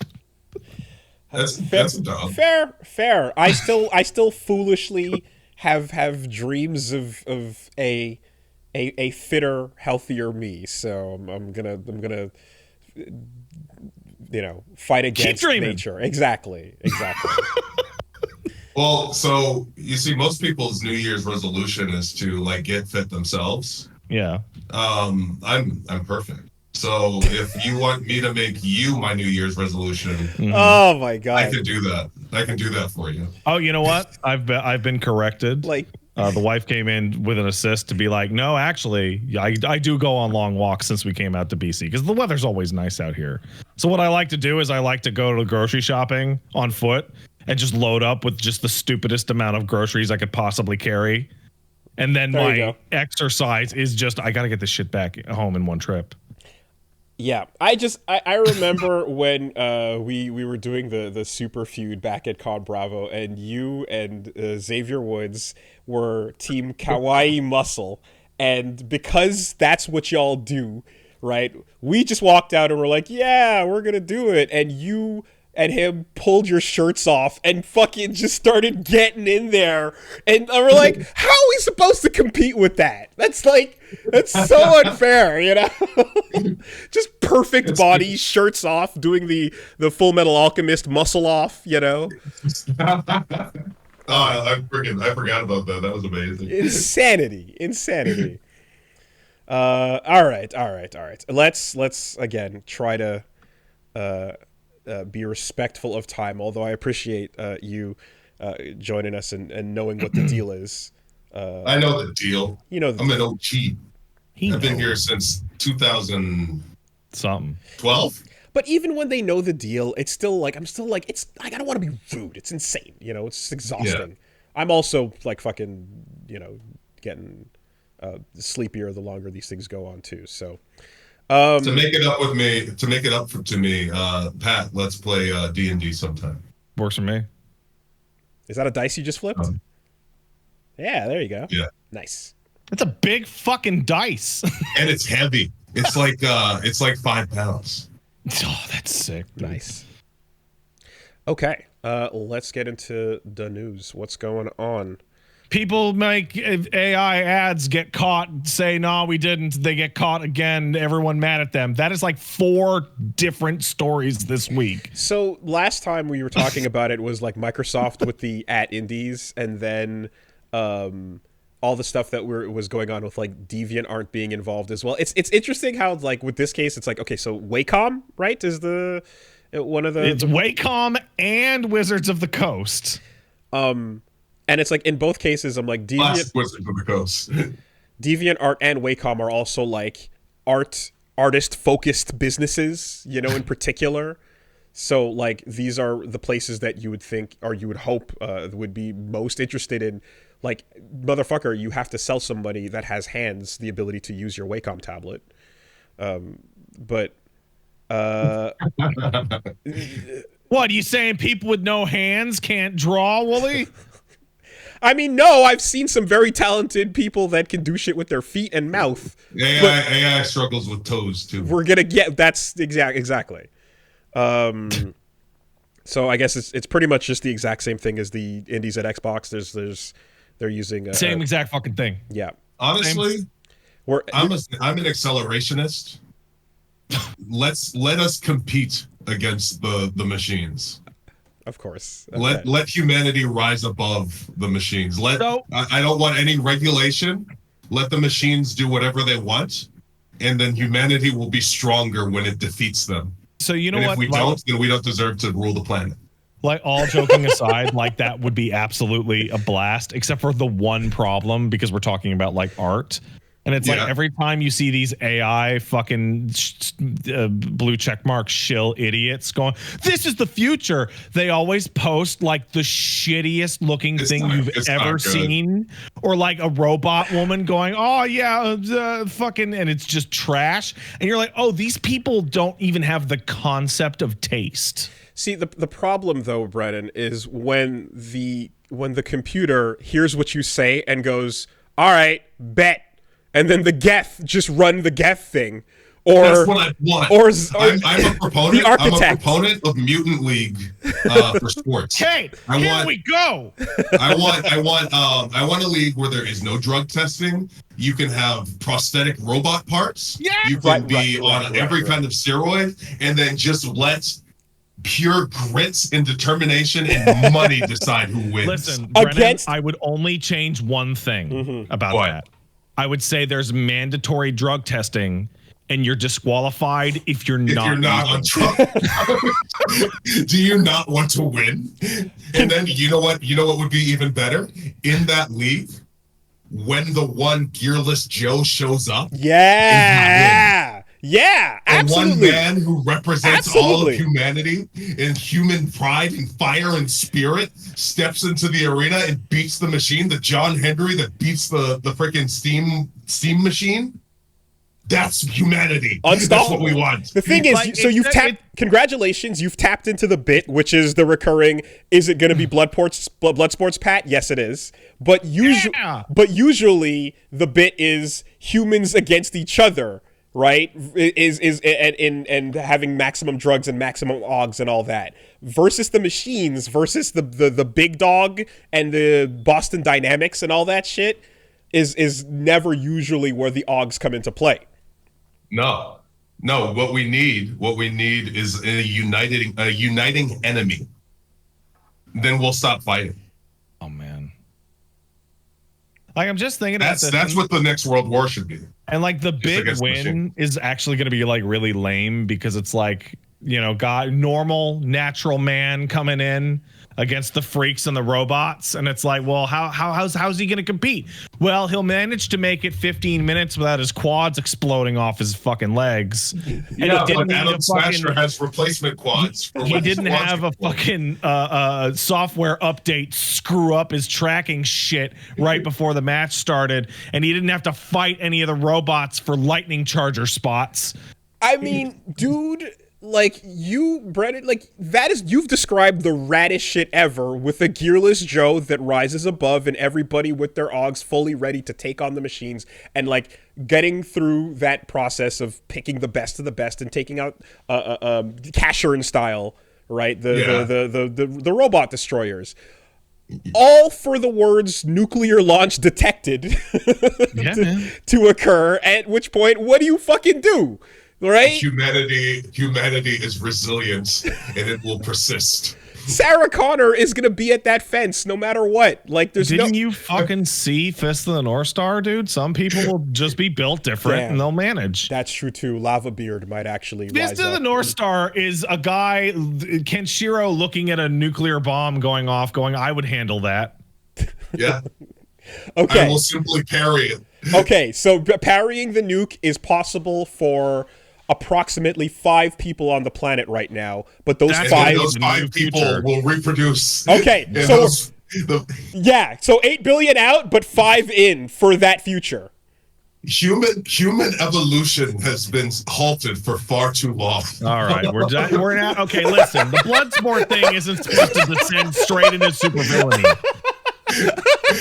You see how close? Realizing that he doesn't survive the Bloodsport. Listen, no. I don't think I want to put my stamp on the fucking first podcast we've ever done to just embrace nuclear eugenics. Right? See, the part Brennan's not saying out loud is, and I will be amongst the 5, right? And I will be one of the 5. God damn it. Oh, we're cooked. I will be the new Adam. Christ almighty.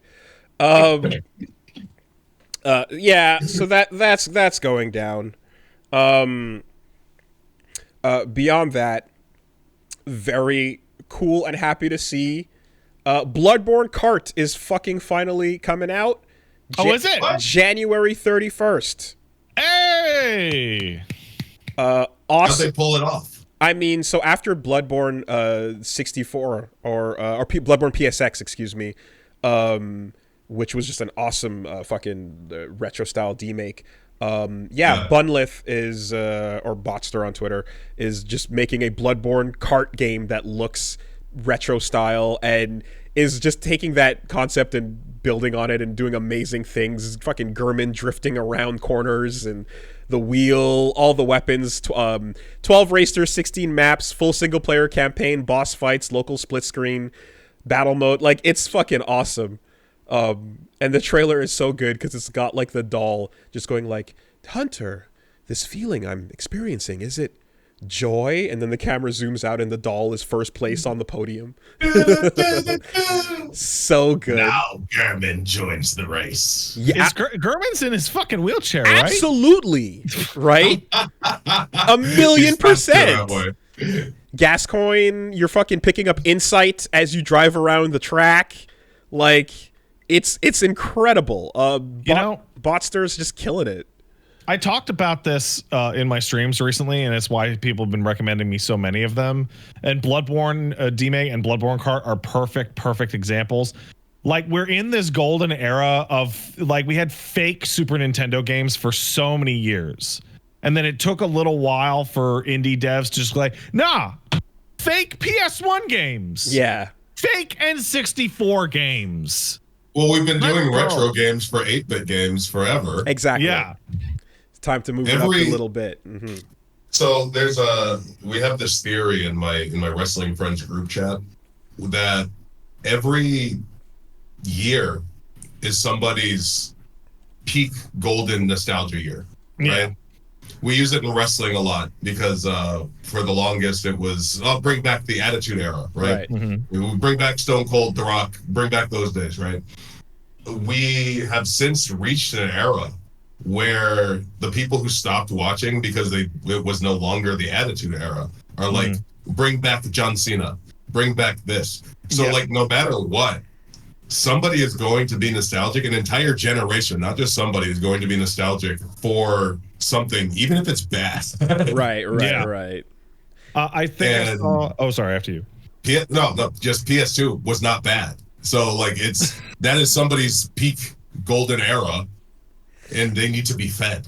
I think I think it was Chris Wolfhart on X or Twitter, but I'm not sure, it could have been somebody else, but pointed out like the best Zelda game of all time is the one that came out when you were 13 years old and your parents were still together. I was like, oh, you mean Ocarina of Time, the obviously best? Shit. Like, it just works. I literally got a message from a friend of mine who, Josh just messaged me and was just like, played Super Mario RPG, uncharacteristic levels of joy through the entire playthrough, and realized that was the last game I played before puberty hit and everything went to shit. You know? Damn. Like, super real. I want people to realize that. I just want people to realize, like, it is fine to be nostalgic for something and to enjoy something for nostalgia's sake. Mm-hmm. Just understand that that is why you feel that way. It just like I brought up about FF, you know. We were talking about last week as well. Final Fantasy gets this really hard. Yeah. What did you play as your first when you were younger? That's it. We were talking about how there's a game now that's referencing the exact CDI Zelda era of games that's in that exact style. That shit was terrible. Right. There's a Lunar Silver Star Story complete style send up as well that we were just discussing. Like these exact moments in time where you're like, oh yeah, that style of sprite, that style of model, that style of like what's the quote? The defining. Let me go get it. Yeah.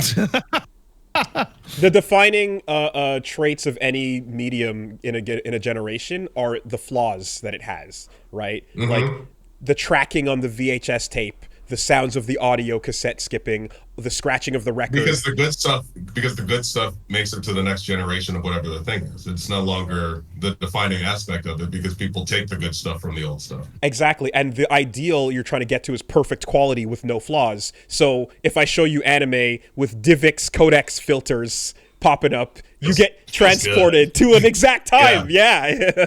I was just talking to a buddy about because I don't have a massive vinyl collection or anything, but I listen to vinyls. And my buddy sent me a Sony cassette player that he found on Amazon. It was like $30, and I was like, man, peak vibes right now would be getting like a song or like a cassette that I used to listen to as a kid, and then having it for like a walk and being disconnected from like the world for a second, like not having to listen to something on my phone and just having it's just me and this Walkman, and we are listening to something from my youth before taxes. So the quote you were trying to pull out of the ether is by Brian Eno. And it's whatever you find now find weird, ugly, uncomfortable, and nasty about a new medium will surely become its signature. CD distortion, jitteriness of digital video, the crap sound of 8-bit, all these will be cherished and emulated as soon as they can be avoided. It's the sound of failure. So much of modern art is the sound of things going out of control, a medium pushing to its limits and breaking apart. The distorted guitar sound is the sound of something too loud for the medium supposed to carry it. The blues singer with the cracked voice is the sound of an emotional cry too powerful for the throat that releases it. The excitement of grainy film, of bleached out black and white, is the excitement of witnessing events too momentous for the medium assigned to record them. Bars. And that's why Fill Your Body with a Burning Lasagna is superior than whatever comes next that is refined and pure and clean. Yeah. I need that real player, the little frame around my the real player AMV. Goes so Man, when Tekken Tag Tournament 2 came out, I remember playing it on PlayStation 2 and being like, these fucking future video games, look at these jaggies, this is bullshit. And then this past week I played a game called You Will Die Here Tonight that looks like a Game Boy game struggling to make 3D models. I'm like, ooh, look how jagged and shitty it looks. Ooh. Right? I feel like multiple times we have summoned the feeling of, imagine playing Mega Man X, Armored Armadillo, you're going down the fucking rail car, and it doesn't slow down. Imagine how sick to your stomach you would feel. It's a pile of shit. With the slowdown removed from that moment. Horrible. All right. So yeah, Bloodborne Kart in particular has more like filters for exactly what we're describing than any other video game I've ever seen. There's like 30 different camera distortion and tracking and effects that you can put on it to make sure that you get exactly the vibe we're describing. You know what really bums me out is that this is a problem specific to people like us who are going to be streaming it. Is like you'll throw on like the CRT filter and the noise filter and the grain, and you're like, this looks perfect. And then you look at what your stream looks like, and the video compression just can't fucking handle it. Yeah. I thought you were going to say there's a Twitter account, Brennan, that's like, here's what multiple old games with sprite art looked like on a CRT versus on a perfect. Yeah. And you can my God. The blurriness is intentional. It's meant to be on is it pixels on the CRT? Like slightly distorted. Yeah. And it legitimately looks better. There's an account I follow on TikTok that like goes out of their way to it's all about like taking a ROM from like an older game and then just making it like the perfect way for you to play it on like modern things. Right. I can't think of what it's called, but it's really cool. But yeah, it's the idea is how do we fix the disconnect between the old technology and the new technology so that it presents better. Yeah, I think people are mentioning the Dracula portrait from Symphony of the Night is the best example of this. The red glow of the eyes just gets completely killed when you play it on a clean HD screen. Anyway, okay, so that is coming. Also, Wild One, but out of nowhere, NCSoft has licensed City of Heroes to continue development, particularly the Homecoming private server has been given an official license. It's the strangest thing. This game was shut down in 2012.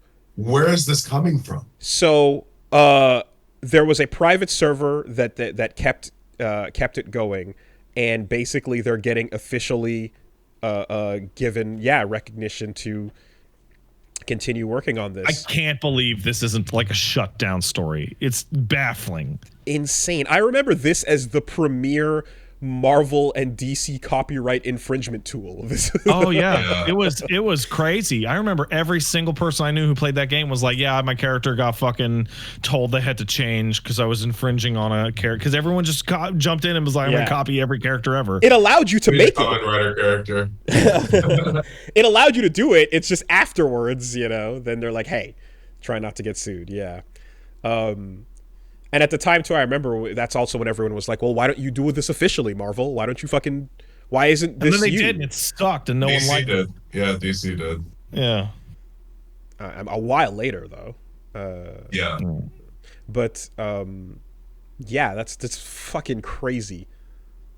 Is the thought to update it, or is it supposed to just, like, I assume the fan server was frozen in time.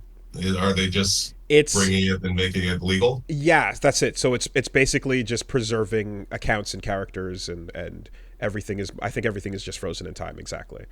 But there is a way to go back and play, and that's like anytime. My whole thing with I hate how MMOs are just like outside the realm of digital preservation. A lot of games just come and die, and they become a title screen for the rest of time. Not FF11. Not FF11.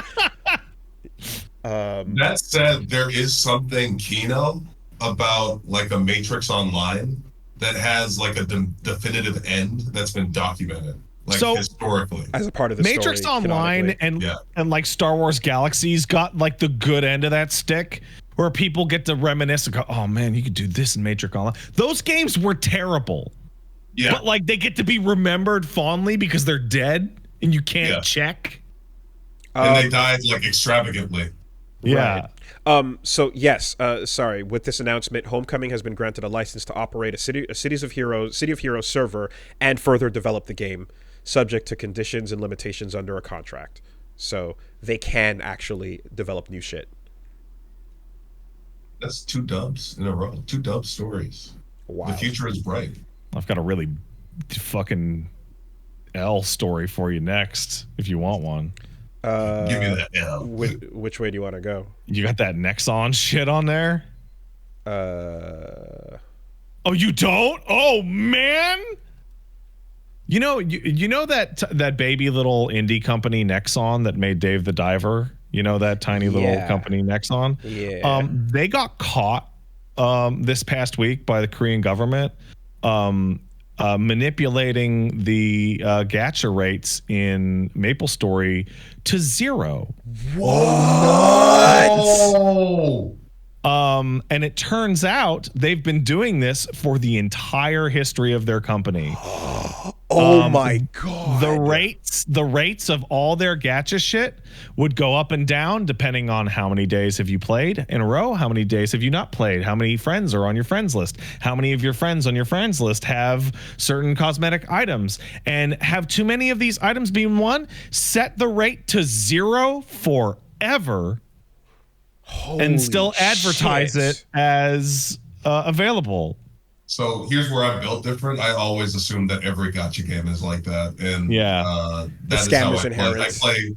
I play like it's a shaman, and I'm doing like strange dances to try and summon the right algorithm to make things work. Like they weren't content to be a casino; they had to just be a money pit. Yeah. And they were fined, I think 11 million Korean won, which I think is somewhat equivalent to like 9 million USD.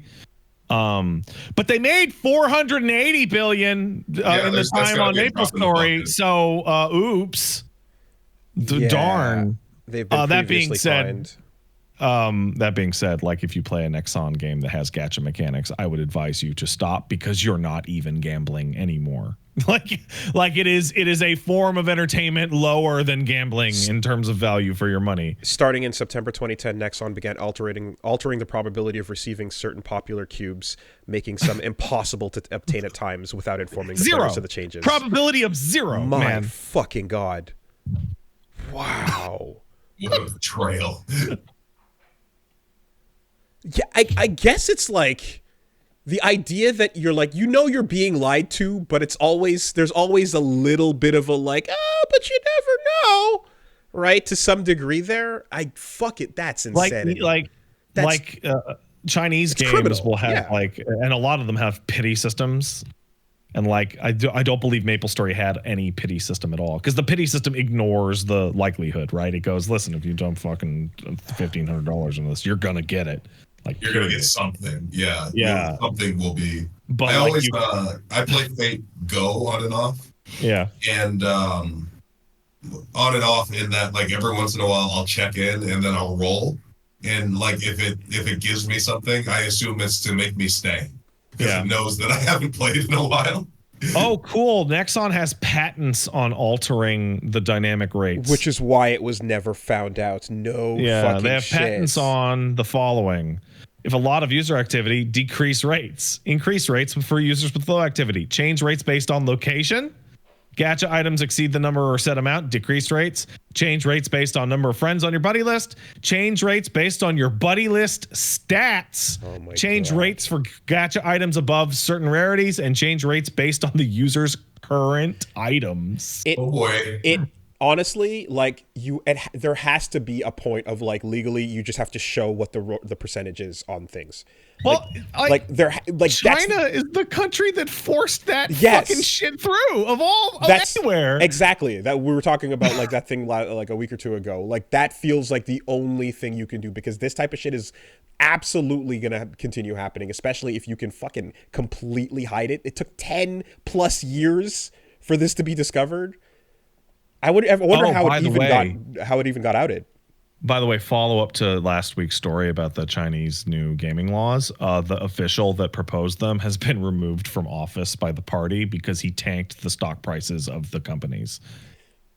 The articles all mentioned that there was a hit simultaneous to this news, and so that's it. There you go. Fuck you. Social credit store. So they wanted him to do something about it in a way that wouldn't affect any of the businesses. Yeah. God, man. It's just it's all about that level of like, this was happening already and you find out 10, 13 years later, 14, like, what do we discover now? That's what's happening right now that you discover fucking down the line about this type of shit. Bro, if I come home in 16 years and I find the kids smoking a joint in the living room, I'm gonna be like, get that shit out of the house. It stinks. And also it's bad for you. But if I come home in 16 years and find that kid in front of Genshin Impact, I'm throwing that fucking computer out of the window. I was about to say, like, holy fuck. Yeah.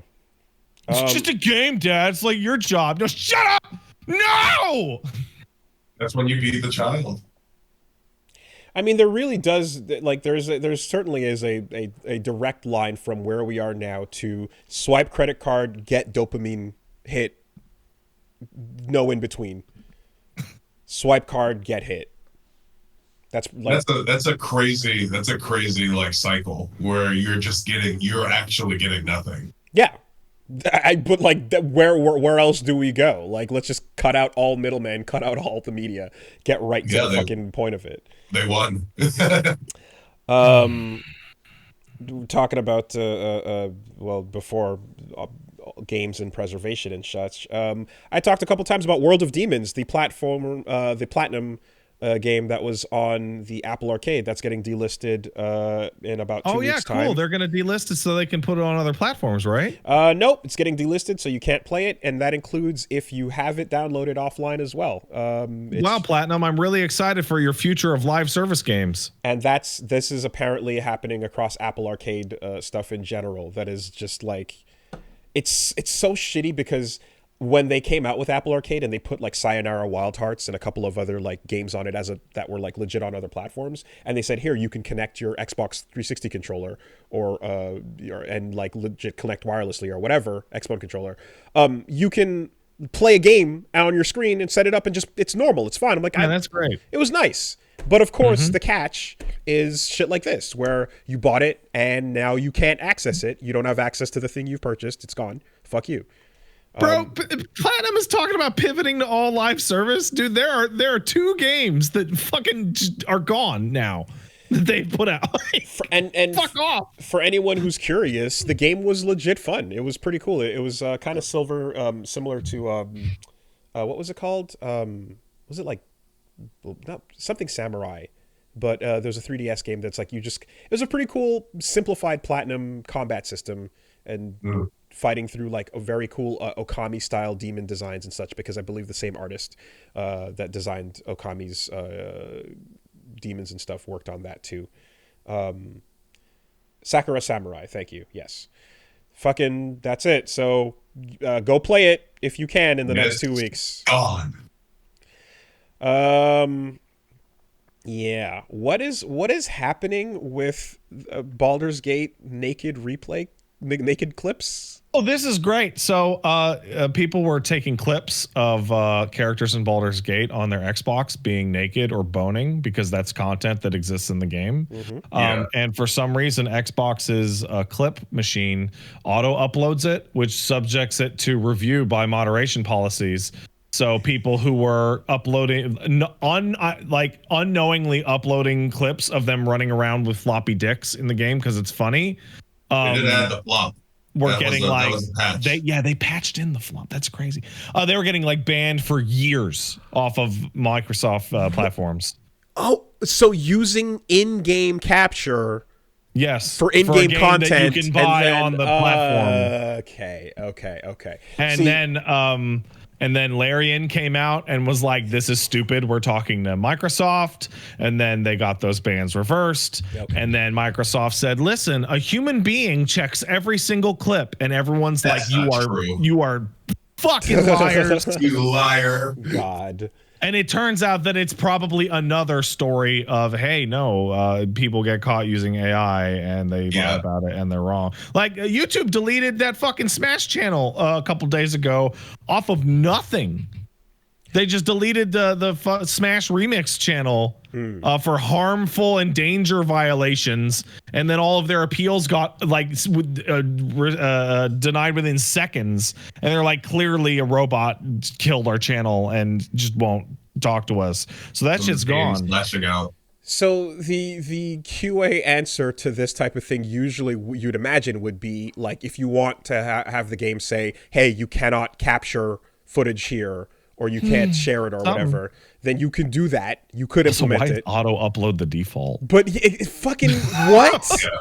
That's right? just so bad. If you can launch, does that mean those Halo clips of that guy saying all that shit that you thought was funny to look back at later is getting auto uploaded to the cloud? That's bad. Because there will be screens where it's like, oh, the screen has sensitive information. You can't do a screen capture here or whatever, or even for like spoilers, there's certain games that like, we don't want you recording. What a bunch of stupid bullshit. Wow. Good job. Okay. Thanks, robots. This is why we will win. This is like, oh yeah, you know what? Some people were wondering why last week. I think it was last week.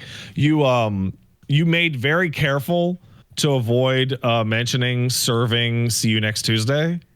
Yes. And like, hey, people who don't know, YouTube has a robot that detects if you say "see you next Tuesday." Yeah, like so in your videos. That's one of the reasons why Theros videos were getting all demonetized, because of his accent. British as hell.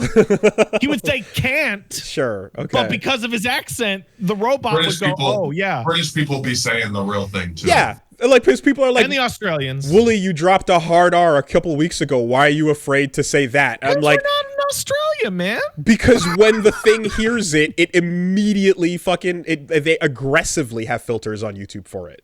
So yeah, that's the way it is. Auto I thought you were gonna say it sensed the soul in your voice and knew that you had the right to say it. Yeah, exactly. It just checks the color balancing on the fucking frame and goes, yeah, this looks good. So maybe this is just me, but we were doing a ride along stream a couple years ago, and we were doing call-ins because we were just traveling from like town to town or something. And one of our viewers called in, and he just said, "Hey guys, what's going on?" And I said, like, immediately, I say, "Finally, a black caller."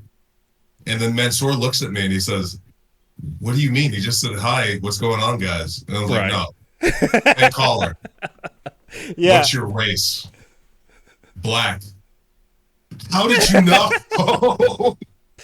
Yeah. I can hear the soul. Yeah. I can hear the soul within.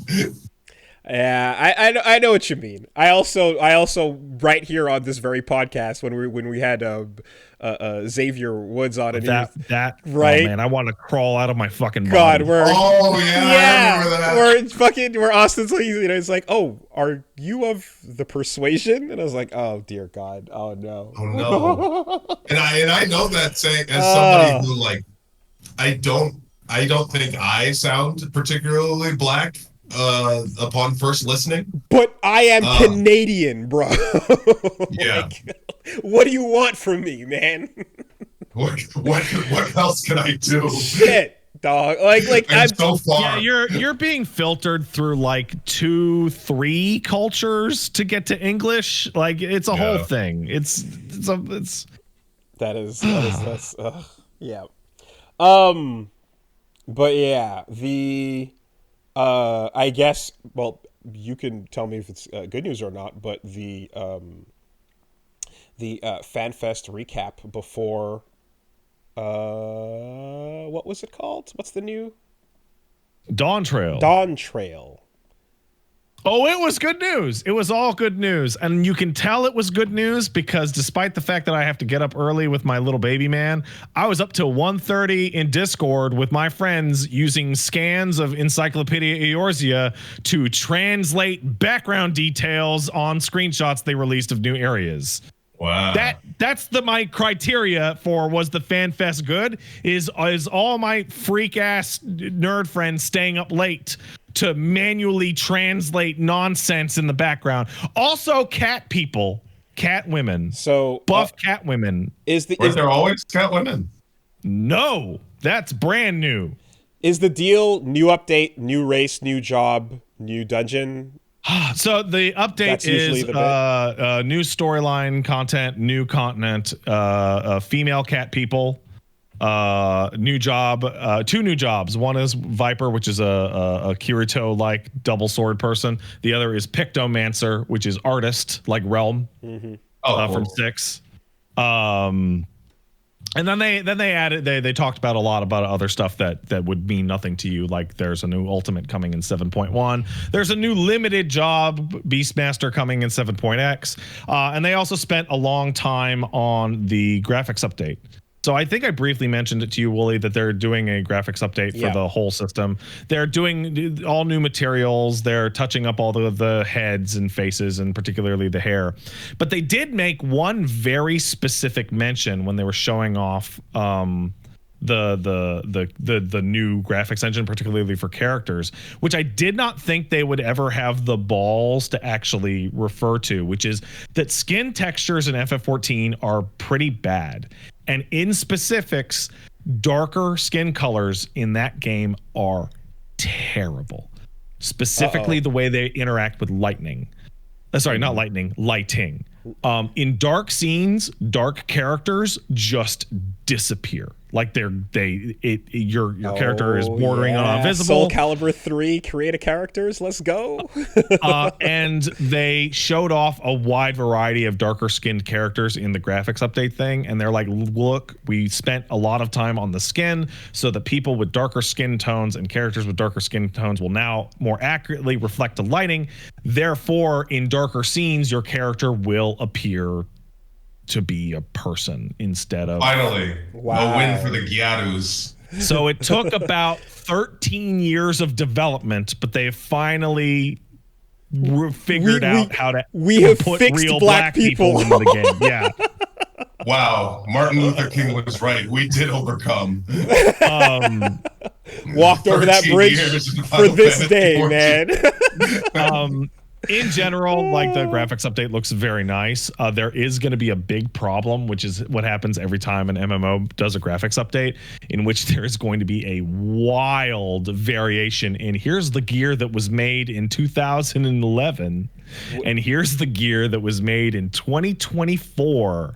And one looks like a shitty PS3 game, and one's going to look like a nice PS4 game.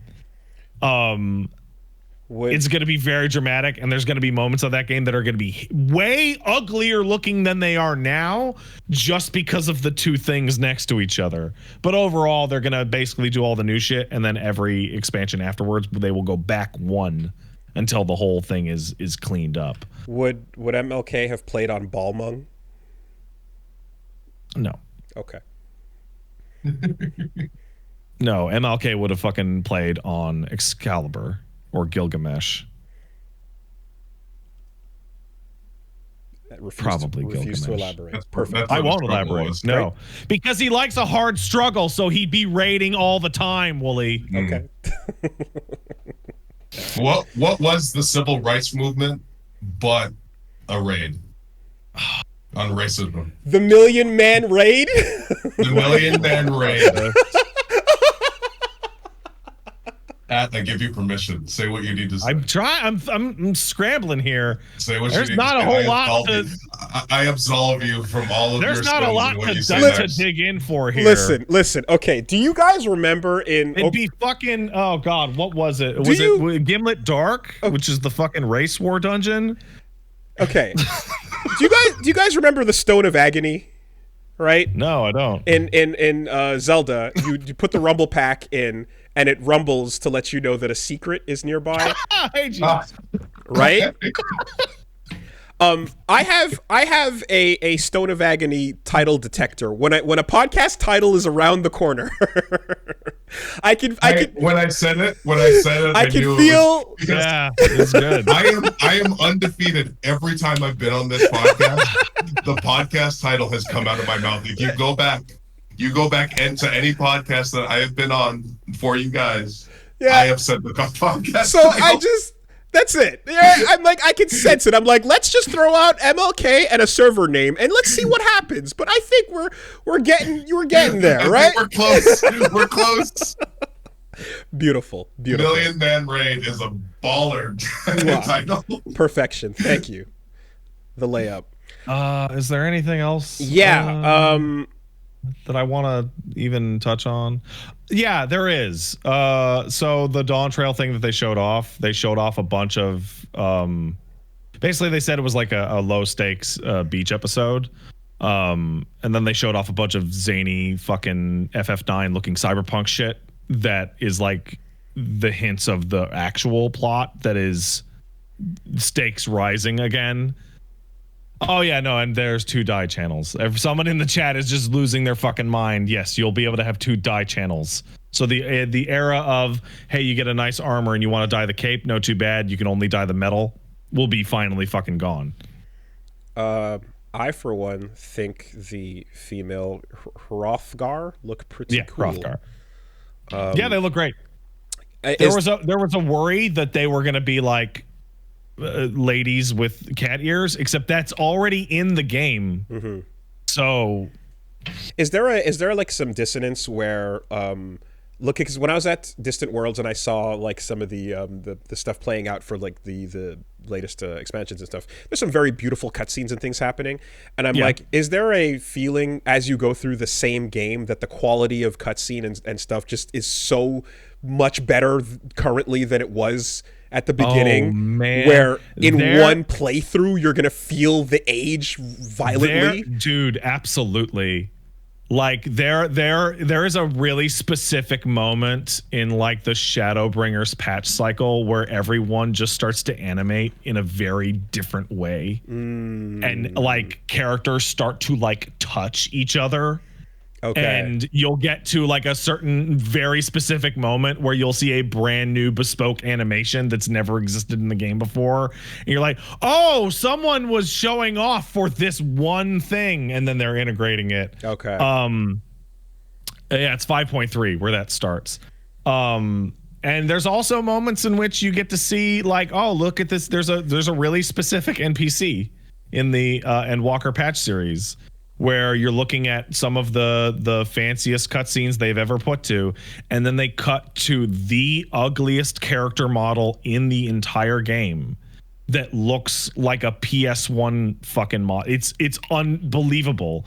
And then they will have this character speak and like zoom in on him and like, oh, they're doing that on purpose. Okay. They are absolutely doing that on purpose. I'm going to run the filter. When you say PS1, you usually mean like PS3, but early. This dude looks rough. Like shit, dude. Okay. His name's Nabdeen. Okay. He's a guard. He's a random guard that tags along with you, and he's like astonishingly ugly. I mean, when Reboot Season 1 ends, the characters are literally robot walking down the street, and like when Season 2 begins, they actually have an IK. It's crazy.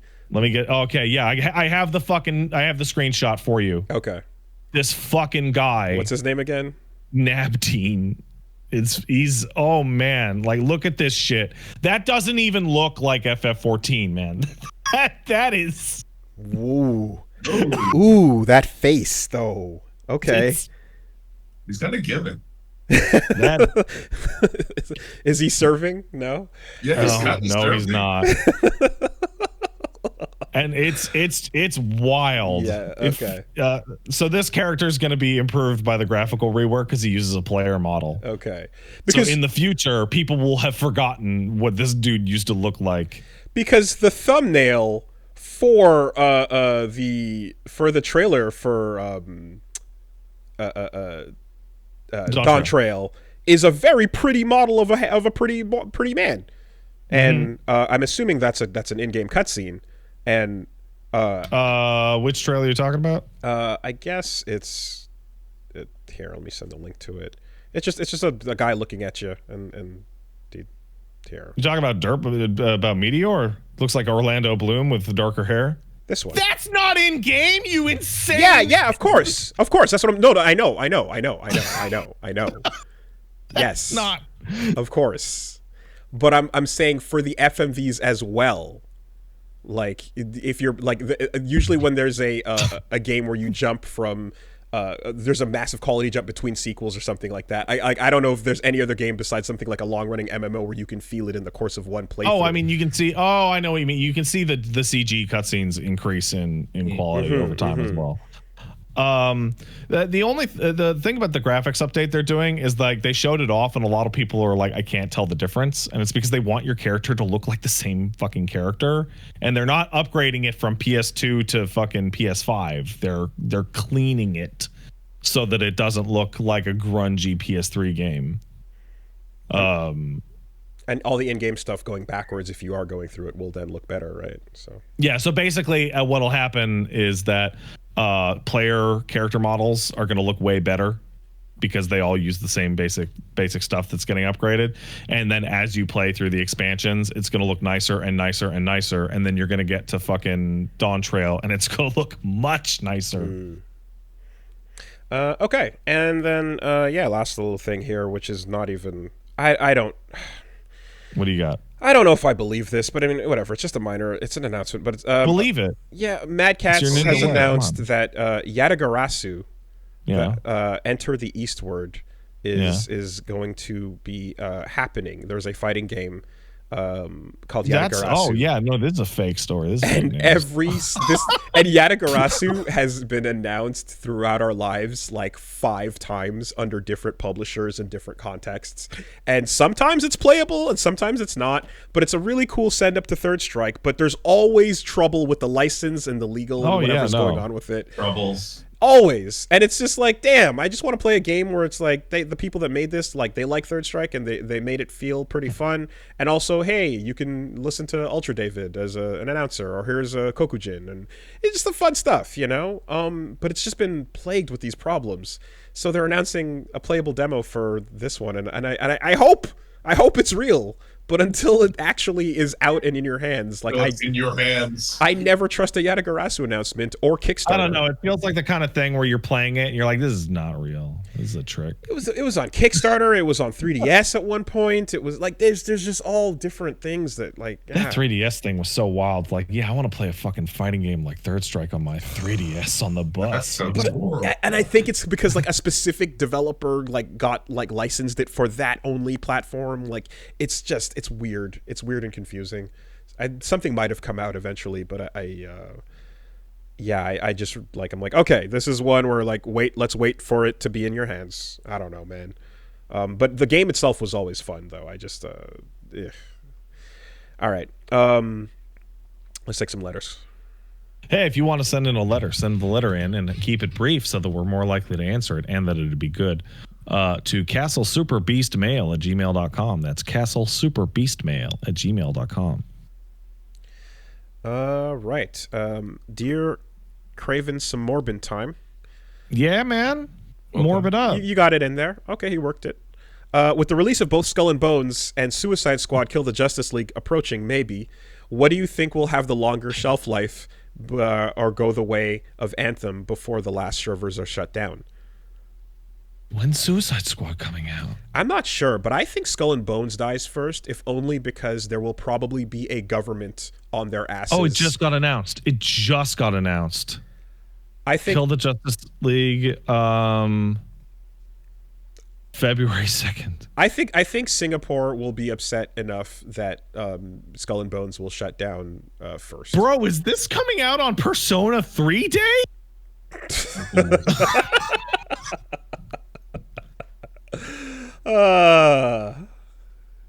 I'm never going to look at it. Good timing. Good shit. I mean, I guess you could have someone say the overlap in audiences is not I know really, what I'm going to cover. Not exactly one-to-one. You know. So the question is like, which is good? Which are you going to see in the bin for $5 first at your local Walmart? Oh, yeah. My close personal friend Samoan Joseph is in that game. No shit. Oh, is he? Cool. Yeah, Samoa Joe is King Shark.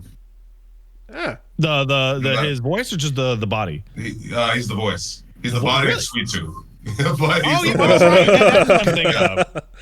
Man, they're really dividing him across mediums. One of the sickest intro themes fucking ever. Just yeah, incredible. The brass. I think Skull and Bones, as its state of please don't sue us, the video game. That's it. That game is going to be trash. So of these two titles, only one is causing international controversy. Yeah. Right? Yeah. All right. Here's one coming in from Elena who says, Dear Willie and Pat, you know that thing when people are behind a series that's going to end and they go all out. When people behind the series, they think it's going to end, so they go all out and they make a proper finale, end on a perfect note, but then it just kind of keeps going anyway. I saw this thread that the person turned into. And then the actual finale is not as good. Yeah, what's the most you've ever wanted a series to ending on a high note to not continue? Futurama did it 3 times. So I heard about that one. Last one I saw was Futurama, Idle Hands, or the Devil's Play like instrument or whatever. Futurama has, I think, 4 episodes in the movie that were meant to be the finale, and it's still going now. I feel mixed on it, but for a while, Metal Gear Solid for me, I was like, Snake Eater was the ending I wanted for that timeline. And now I can argue that the highs that we got, I really do appreciate. I can even say that about, like, there's some stuff about Phantom Pain that I think is fucking awesome that I'm glad exists, but everything about, like, the way that ended and then you went back to the well, it felt like you'd have to cheapen it to zoom in on that timeline further, to dig up the corpse of the boss and puppet it around, you know. That's one that comes to me for sure. But then there's so many rad things as well. 4 introduces amazing things too. Like, it's just narratively, it's a really nice place. There's still good stuff that happens even after you maybe should have ended. Yes, even with Futurama, like, most of those endings were really good, including, like, the last one. I thought was, like, the best ending that they had. But it's just weird that they had 4. Right. With the Snake Eater thing, I'm also thinking about the fact that it closes the loop. It, like, literally runs a timeline down and then goes les enfants terribles, you know? So you're like, okay, that's everything. Fuck this dude, no handshake, and we roll, you know? Yeah. I've got one for you, and it's a show that I think I'm the only person here who has watched, but I love it. There was a TV show on the Sci-Fi Channel called Stargate SG-1 that featured Richard Dean Anderson and one Chris Judge Stargate, of now Kratos fame. Mm-hmm. Yeah. It had 8 seasons in which they dealt with one primary alien antagonist called the Goa'uld, and then in the finale of the 8th season, it was called Threads, and it tied up every single loose thread that had ever existed, including stuff from the movie, and was a perfect ending. And then it got renewed for 2 more seasons in which some of the actors didn't want to come back or had died, and they had to create a brand new dog shit antagonist that no one gave a fuck about. I saw somebody in the chat said Evangelion. Yeah, I will not get started because we will never. We're trying to end right now. But you're wrong.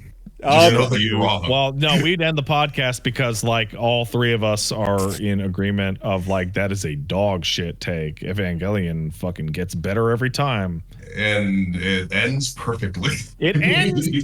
It ends so perfectly that I told people what the final scene of that movie was going to be based off of the goddamn poster 2 years in advance. My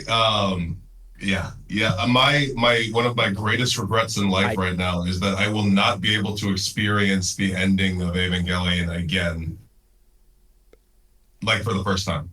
Yeah. Because I sat there and I finished watching the last Rebuild movie and I was like, man, this is a once-in-a-lifetime experience where I'm going to have something that I grew up with that existed in this space for all this time, and it's ending for real right now.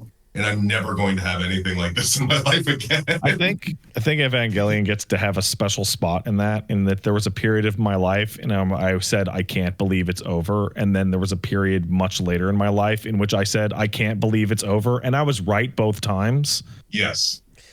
3.33 had a really cool design of a 4-armed Eva that could be piloted by Shinji and Kaoru at the same time, and that was a very cool design. It's very cool. Yeah. All right. Gets better every year. Here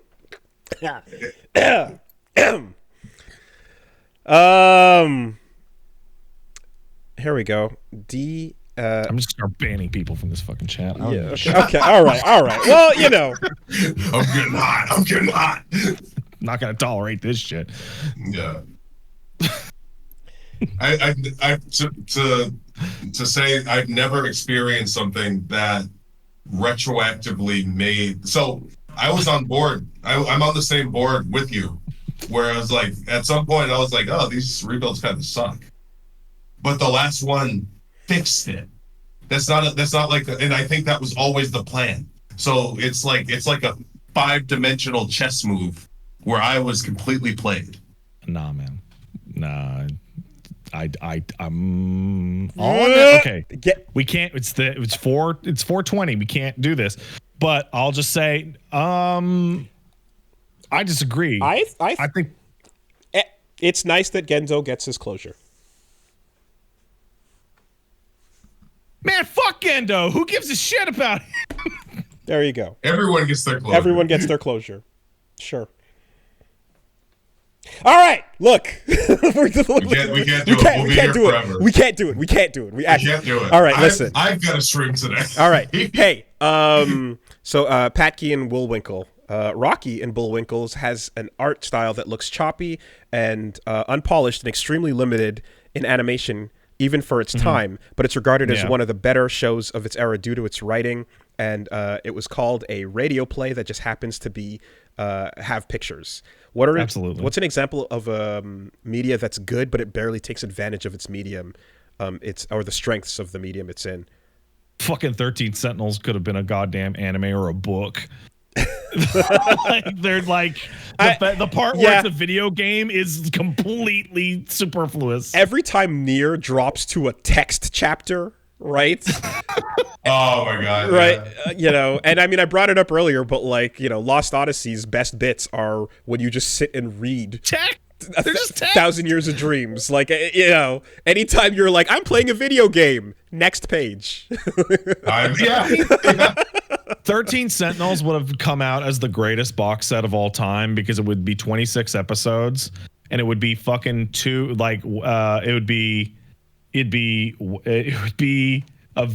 best VHS box set ever. Each tape would be 2 episodes and then there'd be a final. And then you could fucking put them in any order. And then you just watch the final. Sure.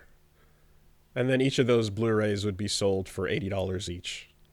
I said VHS tapes, man. Okay. Well. All right. Yo, so obviously you killed it. You've always a pleasure, Brennan. Where can people find you? What should they look forward to? What's going on? What do the people need to know about? I got too many shows that I'm doing in the next 3 months that I can even promote all right now. But this Saturday, if you're in Texas, I am at Reality of Wrestling. It is my homecoming match with Reality of Wrestling. I'm very excited for it in Houston. So if you, I think there still might be tickets available. I'm known to sell out houses, but there might be, I think they added seats. So if you're in Texas, go check that out. If you're not, I'm going to probably be streaming after this. It's almost 8. I'll be streaming at 9 with my tag team partner, Mansoor. We're going to be talking about his first match back that he had this week. And that's at twitch.tv/greatblackotaku. And if you want to buy my merch, because I'm a t-shirt company, something like this, you can get it at foryourwear.com/mxm. We have lots of cool t-shirts that you can get to support us as independent wrestlers. Hell yeah. Very cool. I like the moment that it was just kind of like, okay, you guys have stories to tell. Right, yeah. No, that's literally what it was. It was like, man, clock strikes 12. So, not to get on a long tangent or anything, but we were both fired on the same day, obviously, and the thought goes in our head. We were like, all right, are we upset? Yeah. Are we scared? No. What can we do right now to capitalize it? And we just went on the stream, and then that's what it's become. It's become just us streaming, and we tell stories, and it's a good time if you want. And it's not bitter stuff or anything. It's just we had a good time with a lot of cool people, and we just talk about that kind of stuff. So check that out. It's going to be tonight at 9.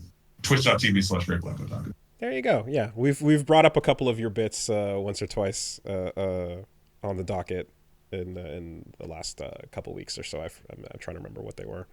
And because you didn't plug it, I'm going to say go follow this man on Instagram as well for the muscle and the vibes and the fashion and the cool jackets. If you want to see me anywhere, yeah, it's Great Black Otaku. Yeah, on everything. Twitter or X, Instagram. We got a YouTube channel. You can all find it there. All right. Before we leave, yeah, I've got breaking game industry news. Oh, Despite what? only being the 7th day of 2024, we have hit 28% of last year's layoffs already. As an hour ago, Unity laid off 1,800 people, which is about 25% of its workforce. Fucking sick. Good start to the new year. Heading for that leaderboard. Let's go, baby. Oh, we're going to crush it this year. Big numbers. Oh man.